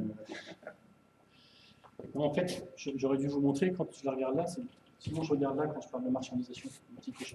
J'ai fait exprès de le faire bleu. Non, c'est juste qu'un cochon rose pour une fille, ça m'embêtait. Ah ouais. Alors, après avoir fait de l'animation, plutôt dans la continuité, quand je suis passé animateur professionnel, je suis passé référent parentalité, référent famille. J'avais 26 ans. À cette époque-là, toujours pas envie d'avoir d'enfants, surtout pas. Je me retrouve en gros professionnel chargé de la parentalité dans un centre social. Je ne connaissais pas grand-chose. Juste, en gros, ce que j'avais compris, c'est que j'avais de l'argent pour dire aux parents comment il fallait qu'ils s'occupent de leur gamin. C'était ça. Non, bah alors après, on le dit autrement. Enfin, c'est pareil, il y a des stratégies. On les réunit en groupe en disant qu'est-ce que vous en pensez, tout ça. Non, mais c'est pas comme ça qu'il faut les faire quand même. On veut bien vous laisser discuter entre vous, mais. Et puis après, même si on veut faire autrement, après, il y a aussi des dispositifs qui, de toute façon, ne vous permettent pas forcément de faire tout ce que vous voulez. Mais c'était une expérience enrichissante. Hein. Alors, parentalité, je me suis renseigné justement. En fait, c'est un mot qui a 20-25 ans, à peu près. Et en fait, la parentalité, c'est l'ensemble des compétences pour être un bon parent. Alors, quand on regarde dans plein de définitions, je les regroupe, hein, mais... Donc, en gros, c'est un ensemble de compétences. Bah, pour moi, un ensemble de compétences, ça permet d'avoir un métier. Là, c'est pour être parent. C'est-à-dire que de là à ce qu'on glisse vers le métier de parent, alors après, c'est pour ça, il y a des formations pour être parent maintenant, il y a des choses qui se développent, et on est en train de faire un glissement, c'est-à-dire qu'effectivement, bientôt, on aura aussi, en tant que parent, pour avoir un cahier de compétences, est-ce que vous remplissez ces compétences-là, tout ça, etc. Et voilà, la parentalité, c'est ça. Et donc, tout ce qui est développé autour de la parentalité, on est bien sur, en gros, faire acquérir certaines compétences qu'on a repérées en tant que professionnels, alors nous, au niveau de l'État, hein, pour qu'ils les aient, parce qu'on estime qu'il faut ces compétences-là pour être un bon parent. On est aussi quand même vachement là dans la normalisation. C'est-à-dire qu'on doit tous avoir les mêmes compétences si on doit bien s'occuper des enfants. Et forcément, ceux qui sont en capacité de comprendre ça, bah, ils peuvent au moins faire semblant. Et puis ça passe. Enfin, je veux dire, Bon après, je ne suis pas resté longtemps parce que ce que je faisais, ça ne correspondait pas à ce qui s'attend de la parentalité dans le sens où j'étais. Donc j'ai pas pu rester. Ben ouais, j'avais fait un groupe de parents où ils décidaient de ce qu'ils pouvaient faire avec l'argent de fonds social. Je suis désolé, je suis un dingue. Mais en plus, ils faisaient des trucs que j'avais pas prévus moi. Enfin, la ville, c'est pas passé. Enfin, c'est n'importe quoi. Enfin voilà, donc j'ai continué à le faire. Hein, mais donc la notion de parentalité, je suis toujours un peu gêné parce que je me dis, bah, j'ai pas envie que ça devienne un métier, parent.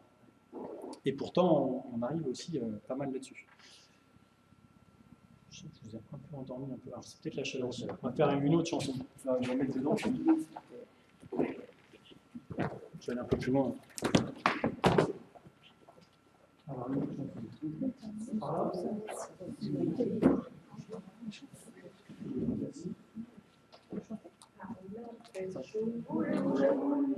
ne plus aller, maman. Les gens de la ville ont pris mon panier, maman. Les gens de la ville ont pris mon panier, maman. Alors, ça c'est le premier couplet. Est-ce que vous connaissez le deuxième couplet? Il y a peu de personnes qui le connaissent. Hein. Est-ce que vous vous sentiriez de le chanter aussi? À trois. C'est de ma mère. Hein, mais,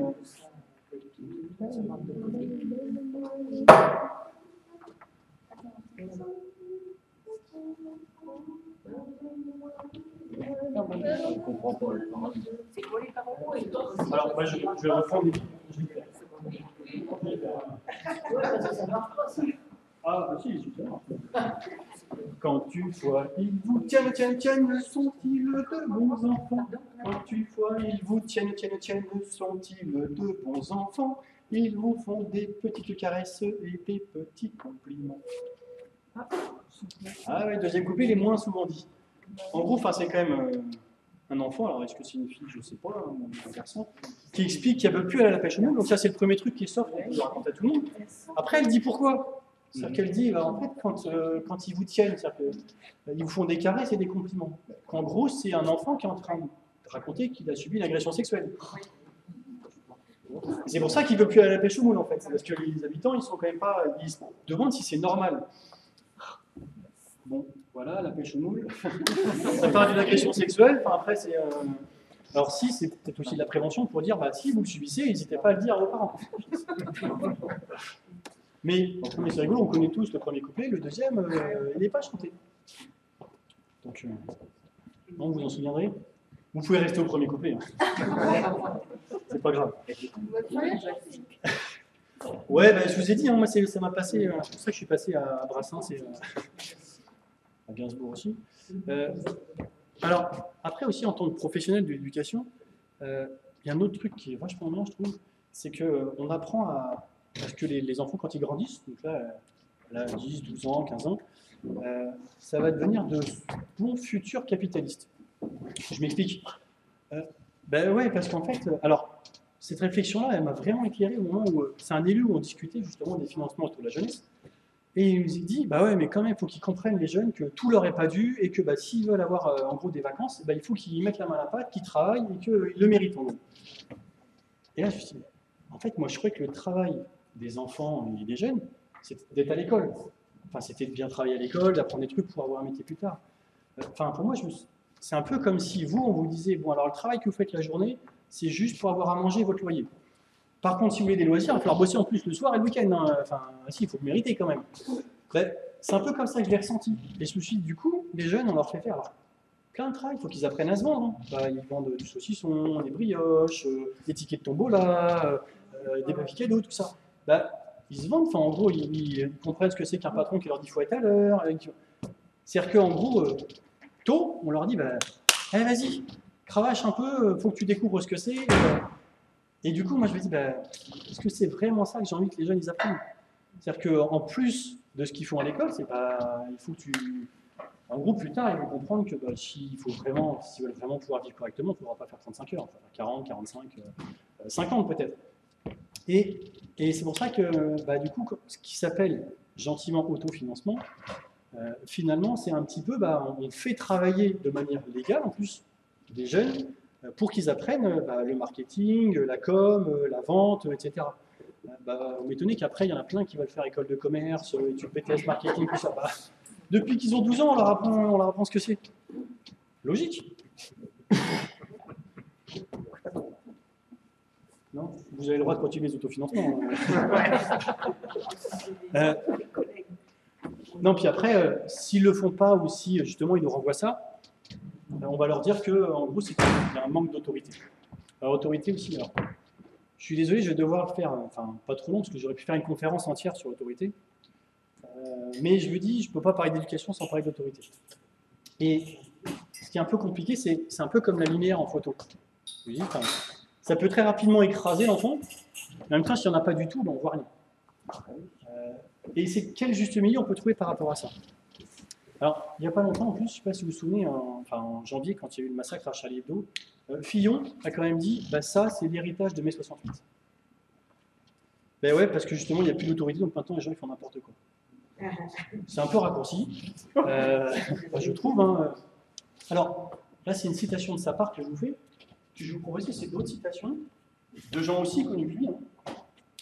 Et je vais vous inviter à essayer, donc, je vais vous faire deux propositions sur qui l'aurait dit. Il faudra trouver. Alors, à chaque fois, vous verrez, j'ai pris quelqu'un d'il y a très longtemps ou quelqu'un d'aujourd'hui. Première citation, donc, où on parle d'autorité. Hein. Notre jeunesse est mal élevée. Elle se moque de l'autorité et n'a aucune espèce de respect pour les anciens. Nos enfants d'aujourd'hui ne se lèvent pas quand un vieillard entre dans une pièce. Ils répondent à leurs parents et bavardent au lieu de travailler. Ils sont tout simplement mauvais. Alors, est-ce que c'est Socrate? Socrate, c'est moins 450 avant. Moins 450. Ou est-ce que c'est Manuel Valls à la primaire socialiste 2011?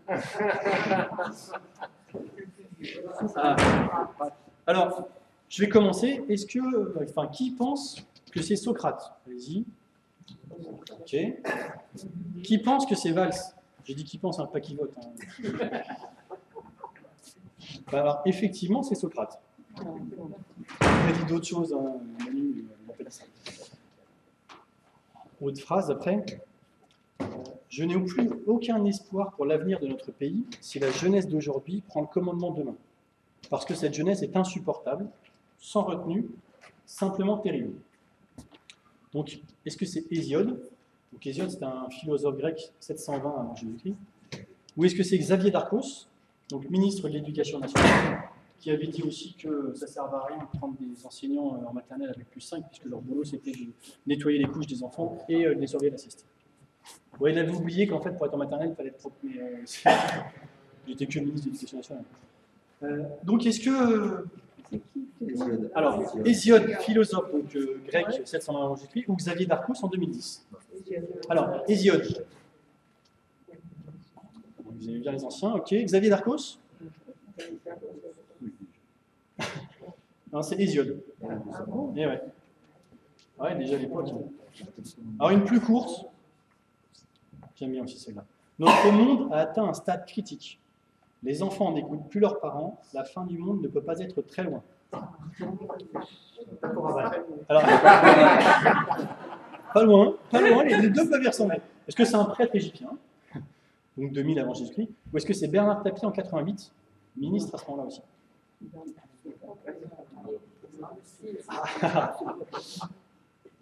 Alors, qui pense que c'est un prêtre égyptien? Ok, c'est plus hésitant là. Bernard Tapie? Ah, vous l'aimez bien en fait? Non, c'est pas Bernard Tapie. C'est le prêtre égyptien. Allez, une dernière. C'est bien trop facile, vous les connaissez en fait. Cette jeunesse est pourrie depuis le fond du cœur. Les jeunes gens sont malfaisants et paresseux, ne seront jamais comme la jeunesse d'autrefois. Ceux d'aujourd'hui ne seront pas capables de maintenir notre culture. Est-ce que c'était il y a 3000 ans sur une poterie de Babylone, ou est-ce que c'était dans le programme de Georges W. Bush en 2000?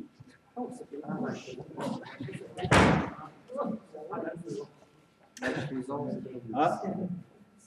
Alors, qui pense que c'est à Babylone? Ah, et qui pense que c'est Bush? Oui, traduit. Non, c'était à Babylone. C'était à Babylone. Alors, en fait, alors effectivement, pour ceux qui ont compris tout, c'était que des anciennes citations. Donc ça montre que finalement, c'est quelque chose qui revient assez régulièrement. Alors, il ne faut pas mal le comprendre, ça m'est déjà arrivé de le dire, ah bah, oui, comme quand on a raison, hein, finalement les jeunes c'est n'importe quoi. Ah non, ce n'est pas exactement ça le but. C'est dire qu'effectivement, quand on est plus vieux, souvent on a tendance à considérer les plus jeunes comme étant ceux qui font n'importe quoi. Parce qu'on vieillit, donc on se détache d'eux. Parce que s'ils faisaient toujours n'importe quoi depuis 3000 ans, peut-être que ça serait la fin du monde. Effectivement. L'autorité, alors ce qui est embêtant aussi avec l'autorité, il y a un livre qui a été écrit par une psychanalyste allemande qui s'appelle Alice Miller. Le bouquin s'appelle C'est pour ton bien. Et dedans, c'est intéressant, elle essaye de comprendre comment il y a des personnalités connues qui ont pu être des monstres. Alors elle prend Hitler, hein. Et en fait, le but, c'est pas d'excuser ce qu'il a fait, c'est de comprendre qu'est-ce qui a pu l'amener à massacrer des personnes comme ça. Et puis elle en prend d'autres qui sont un petit peu moins connus. Et dedans, en gros, elle cite aussi des bouquins qui ont été répertoriés dans un livre qui s'appelle La pédagogie noire. Et ce bouquin, en gros, répertorie des préceptes pédagogiques qui datent de 1700, alors à peu près à la même époque que Rousseau, mais ce n'était pas une chose qui était dite, sur justement le fait d'avoir l'autorité. Où en gros, c'était dès le tout petit, l'enfant, il faut lui montrer qui est le chef. C'est-à-dire, même s'il pleure tout petit, même s'il a faim, il ne faut surtout pas lui répondre, il faut lui montrer que non, il faut qu'il apprenne à maîtriser ses instincts. Donc dès tout petit. Et si jamais il répond en grandissant, et ben en gros, il faut s'impliquer, donc lui en coller une, etc. Et donc, et même des fois, même s'il n'y a pas de raison, il faut le contrarier, il faut le contredire, lui expliquer qu'il est nul et que c'est nous, en tant que parents, qui sommes les chefs, qui avons le pouvoir. Et ça, tout le long de son enfance, comme ça lui permettra de respecter l'autorité. Donc c'est tout un tas de citations dans ce livre-là. Et là, elle montre en quoi, en gros, dès qu'on on amène ça et qu'on humilie constamment l'enfant, il ne va pas se construire en disant bah oui, l'autorité c'est bien. C'est juste qu'il va se dire un, il ne faut pas que je fasse prendre, et deux, quand ça sera mon tour, vous allez voir ce que vous allez voir, je vais faire pire. Et c'est les deux, alors dans tous les patients qu'elle a pu avoir, c'est vraiment les deux comportements qu'elle a retrouvés. Alors, effectivement, pas sur tous. C'est un concept qui s'appelle la résilience, qui dit qu'il y a aussi des gens qui arrivent à vivre malgré ça et à avoir une vie normale. Donc c'est aussi possible. Heureusement que tous ceux qui ont subi de la violence ne deviennent pas forcément violents. Mais c'est quand même, ça interroge sur le principe de l'autorité et le niveau qu'on fixe. Et donc de se dire que 50 ans plus tard, c'est de la faute de mai 68 s'il y a eu des massacres, ça peut être un raccourci, parce que vite le raccourci, ça peut être de se dire, eh ben on y va plus fort. Donc là, c'est quand l'enfant il est un peu plus grand, enfin si jamais il se révolte, justement, qu'il commence à dire « Ah, bah moi j'ai 15-16 ans et tout, tu vas voir, je vais plus t'obéir ». Donc là, c'est que vous avez raté l'éducation, je suis désolé, il va devenir délinquant, votre enfant.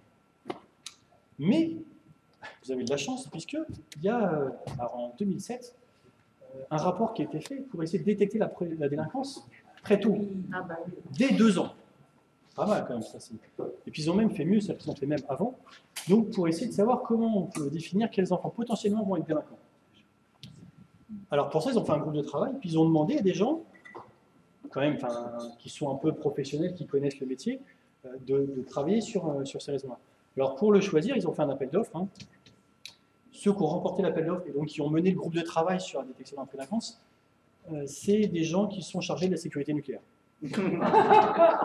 En fait, ils ont expliqué, on est chargé de la sécurité. La sécurité, c'est notre boulot, enfin, on y connaît, donc il n'y a pas de souci, on peut vous faire le travail et tout. Donc ils ont mené ce travail-là, qui a fait le rapport Benisti, on en a entendu beaucoup parler, qui a fait, il y avait une courbe en fait qui montrait justement le nombre d'actes de délinquance en fonction de l'âge potentiel. Bon, c'est pas des scientifiques les gens qui ont fait ça parce que dans leur courbe il n'y avait pas d'ordonnée, il y avait juste l'âge, puis en haut on ne savait pas à quoi ça correspondait. Donc la courbe elle était comme ça, mais elle aurait pu faire comme ça ou comme ça. Enfin, donc la courbe n'avait pas tellement de sens. Et ce qui est intéressant quand même, c'est les conclusions.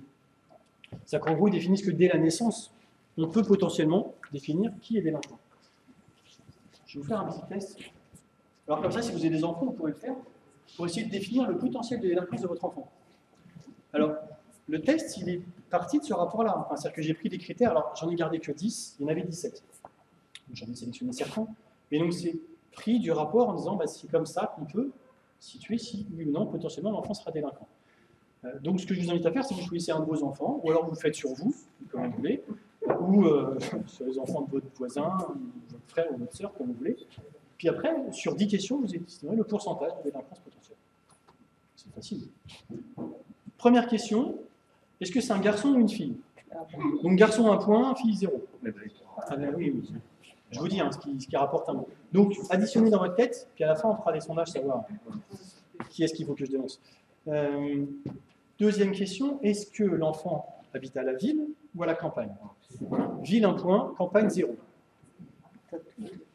Troisième question, est-ce que ses parents sont étrangers?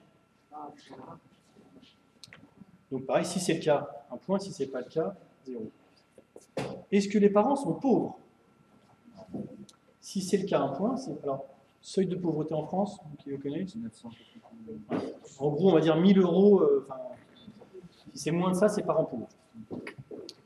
Cinquième question, est-ce que l'un des parents ou grands-parents a déjà été condamné, quelle que soit la condamnation? 1 point. Alors si les 4 ont déjà été condamnés, ça fait qu'1 point quand même, il n'y a pas de cumul, il n'y a pas de bonus. Alors la 6e qui est sympa aussi, est-ce qu'un des parents est antisocial?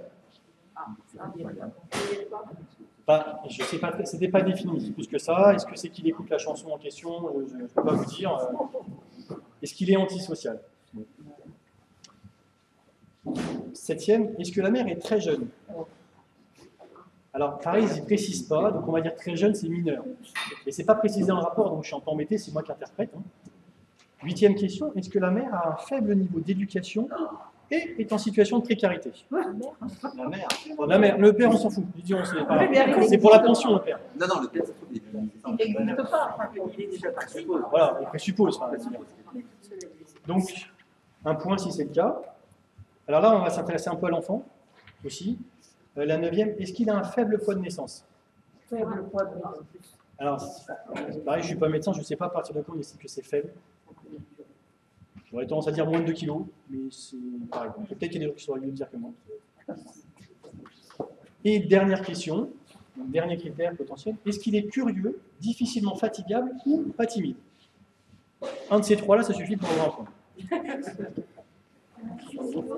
J'en ai fait que 10 sur 17.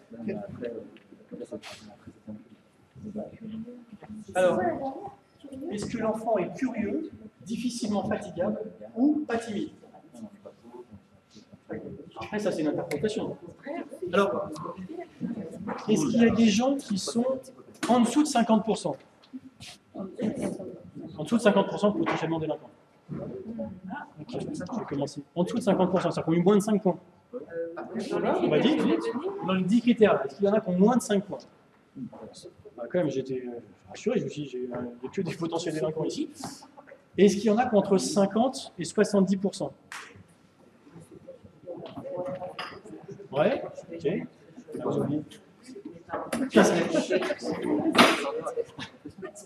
Alors, est-ce qu'il y en a qui ont 80 ou plus? Non, bah là j'appelle les filles tout de suite, c'est simple, autant les mettre en prison directe. Non, alors si c'est le cas, ne vous inquiétez pas, il y a des solutions qui sont proposées dans le rapport. Ah ben oui, voilà, ne vous inquiétez pas. Donc, alors, première solution, si l'enfant, alors non, première solution quand même, sauf, il faut lui donner les médicaments. À partir de 7 ans, il y a des médocs. Donc des médocs qui vont lui permettre de ne pas être délinquant. Alors bon, il y a un seul petit souci que ces médocs-là, c'est qu'en fait le président du groupe pharmaceutique en question, il faisait partie du groupe de travail. Mais c'est le hasard, enfin non mais il ne faut pas voir le mal partout non plus. Donc ça c'est... Alors, après à partir de 10 ans, s'il continue quand même malgré les médocs, il faut qu'on continue les médocs plus fort et en plus qu'il aille voir qu'il y ait un suivi psychologique. Ah ouais. Et si jamais à partir de 13 ans, ça ne change rien, il faut le mettre dans les métiers du technique. Donc hop, filière courte, métier technique. Ah bah oui. Ça résoudra tout. Donc voilà. Donc maintenant vous avez la solution, si votre enfant est potentiellement délinquant, vous savez déjà, il a sa carrière toute tracée. C'est impeccable. Pour finir avec l'histoire de l'autorité, je ne sais pas s'il y en a qui connaissent l'expérience de Milgram. De Milgram. Alors Milgram, c'est un psychologue américain qui essaie de comprendre comment les soldats allemands ils avaient pu à ce point laisser tuer plein de gens sans réagir. Et il s'est dit, il a inventé un protocole en gros scientifique pour voir. Le protocole, c'est qu'il y a deux personnes. Une qui va faire l'élève, l'autre qui va faire le professeur. L'élève va devoir répondre au professeur sur il y a 20 ou 30 mots, avec 20 ou 30 adjectifs assimilés. Donc une première fois, ça lui est lu. S'il répond bien au professeur, tout se passe bien. S'il répond mal, il reçoit une décharge électrique. Minime au départ, petite. Sauf qu'elle est augmentée à chaque erreur. Jusqu'à, alors je crois que c'est 280 volts qui est la dose mortelle. Et il y a risque de mort, donc si la personne ne reçoit plus de 280 volts. Donc il le fait, et il s'est aperçu que 65% des gens allaient au-delà de la dose mortelle. Alors après, rassurez-vous, celui qui était élève, c'était un acteur, qui ne prenait pas réellement des décharges, mais son but à lui, c'était de voir si les professeurs, combien il y en avait qui allaient jusqu'au bout, et dans la seule obligation qu'ils avaient, ils étaient assis sur une chaise, ils appuyaient, ils voyaient que l'élève prenait des coups de jus, et alors des fois, ils disaient, bah non, je vais arrêter, il a mal et tout. Il y avait une personne en blouse blanche qui disait, non, mais je prends ça sous ma responsabilité, faites-le, il faut aller au bout de l'expérience, c'est important. 65% qui vont au-delà de la dose mortelle. Alors là, c'est les autres, mais c'est aussi nous. Et parce que c'est-à-dire que 65%, c'est-à-dire que potentiellement, là, nous, il y en a un certain nombre qui iraient au-delà de la dose mortelle. Ça montre aussi un petit peu à quel point on a incorporé aussi la notion d'autorité, de soumission, c'est-à-dire que de tous. Et on ne sait pas jusqu'où on serait prêt à aller chacun. Alors, je vais faire une chanson avant la conclusion. Et il en reste 3. Et donc, parce que là, c'est un peu lourd sur la dose mortelle, tout ça. 65% de tueurs potentiels. On va aller un peu plus loin. Vous arrêtez les jeux populaires parce qu'ils seront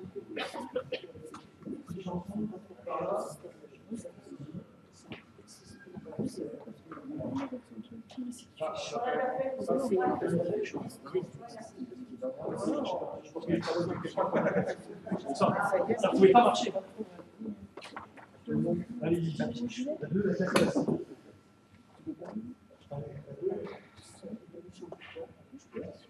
Au clair de la lune.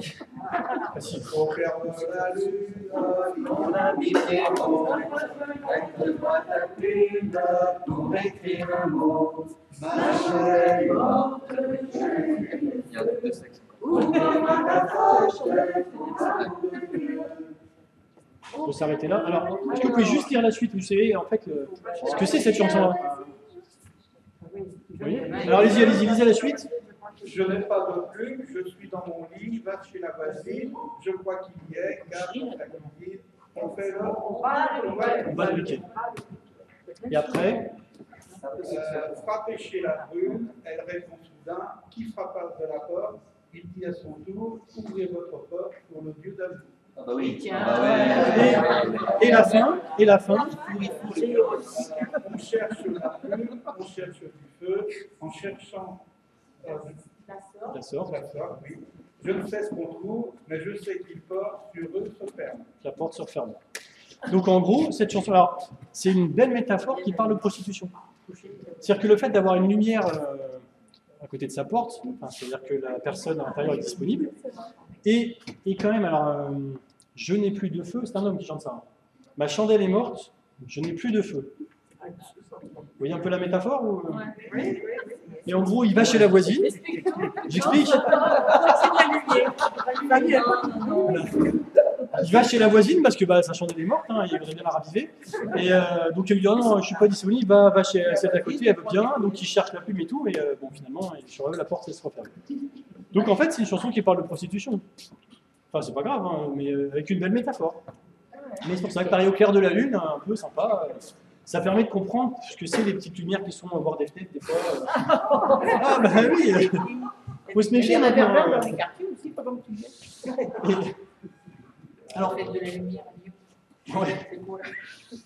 Alors, du coup, pour terminer là-dessus, c'est justement, j'ai essayé de vous dire, de par ma propre expérience, un petit peu les différentes phases que j'ai pu voir entre justement la marchandisation, la normalisation et la domination qu'il peut y avoir en termes d'éducation, et où en quoi, finalement, elle peut très facilement être une reproduction des inégalités qui existent, si on se laisse comme ça.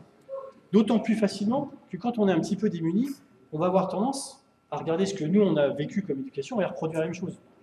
C'est compliqué quand déjà on est un petit peu en difficulté de dire bah, je vais inventer autre chose parce que ça ne me convient pas, parce que je m'en sors pas, etc. Et donc, en gros, l'éducation peut être un outil énorme de reproduction des inégalités. Ce qui peut aller contre ça, c'est ce qui s'appelle l'émancipation.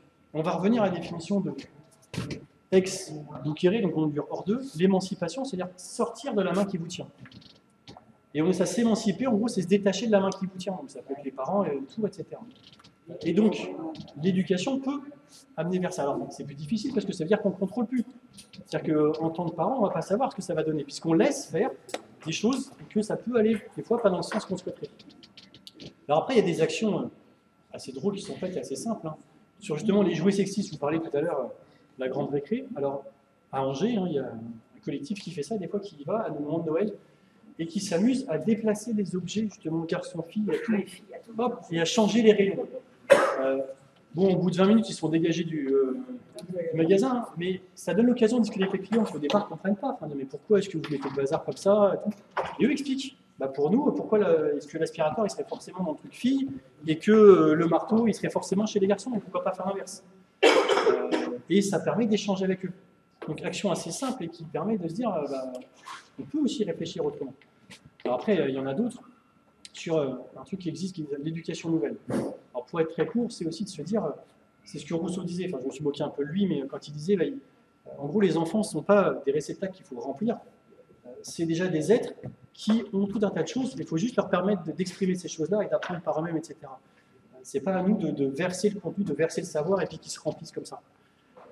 Et donc en gros l'éducation nouvelle est basée là-dessus en disant, mais chacun a la capacité de se développer, d'apprendre par soi-même et de développer des choses. Alors, c'est compliqué, oui et non, ça existe déjà en fait. C'est utilisé en deux endroits, les principes, enfin, surtout les principes d'éducation nouvelle. Un, c'est dans les HP. Énormément développé dans les asiles psychiatriques, c'est fait parce que ça permet, enfin, imaginez des gens qui sont déficients mentaux, si on essaie de faire la classe comme à d'autres enfants, ça ne marcherait pas, enfin, ils ont essayé, ça ne marche pas. Et donc, ils ont utilisé d'autres méthodes, et où les gamins, ils s'épanouissent quand même, ils s'y retrouvent. L'autre endroit où c'est beaucoup utilisé, c'est dans les écoles privées bourgeoises. L'école des Roches en région parisienne, alors là c'est du haut niveau, hein. Enfin, c'est les enfants de sportifs de haut niveau, etc. Tout en éducation nouvelle, c'est-à-dire tous les enfants, ils n'ont pas une classe attitrée avec un professeur, ils se baladent, ils découvrent, ils expérimentent, etc. Pour moi, enfin cette école-là, ça fait au moins 40 ans qu'elle existe, pour moi c'est pas pour rien qu'aujourd'hui, c'est la classe sociale qui est le plus solidaire entre elles. C'est-à-dire que c'est celle qui a compris que en gros, on se tire dans les pattes, ça n'allait pas marcher. Et donc, qui se protège le plus et qui est hyper solidaire et qui a les capacités d'inventer des choses nouvelles en fonction de l'évolution du monde. Enfin voilà, moi je fais un lien assez fort là-dessus. Donc je me dis, c'est une possibilité de le faire. Et puis après, je citerai juste pour terminer, qui dit que l'éducation, ça doit juste servir à chaque individu de pouvoir penser par soi-même et pas de penser ce qu'on veut qu'il pense.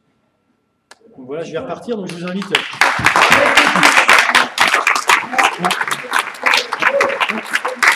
À chanter avec moi. Alors Proudhon qui dit que l'éducation doit servir aux individus à penser par eux-mêmes, non pas à penser ce que vous voudrez qu'ils pensent. D'accord. Donc, moi pour m'émanciper, je chante, parce que je chante faux quand j'étais petit, donc du coup je chante, donc vous allez pouvoir chanter avec moi, et puis je vais repartir comme ça, on pourra manger ensemble. Je vais chanter Jeanne Pont, mais sur un air que je change un petit peu. Jeanne Pont, prends sa petite.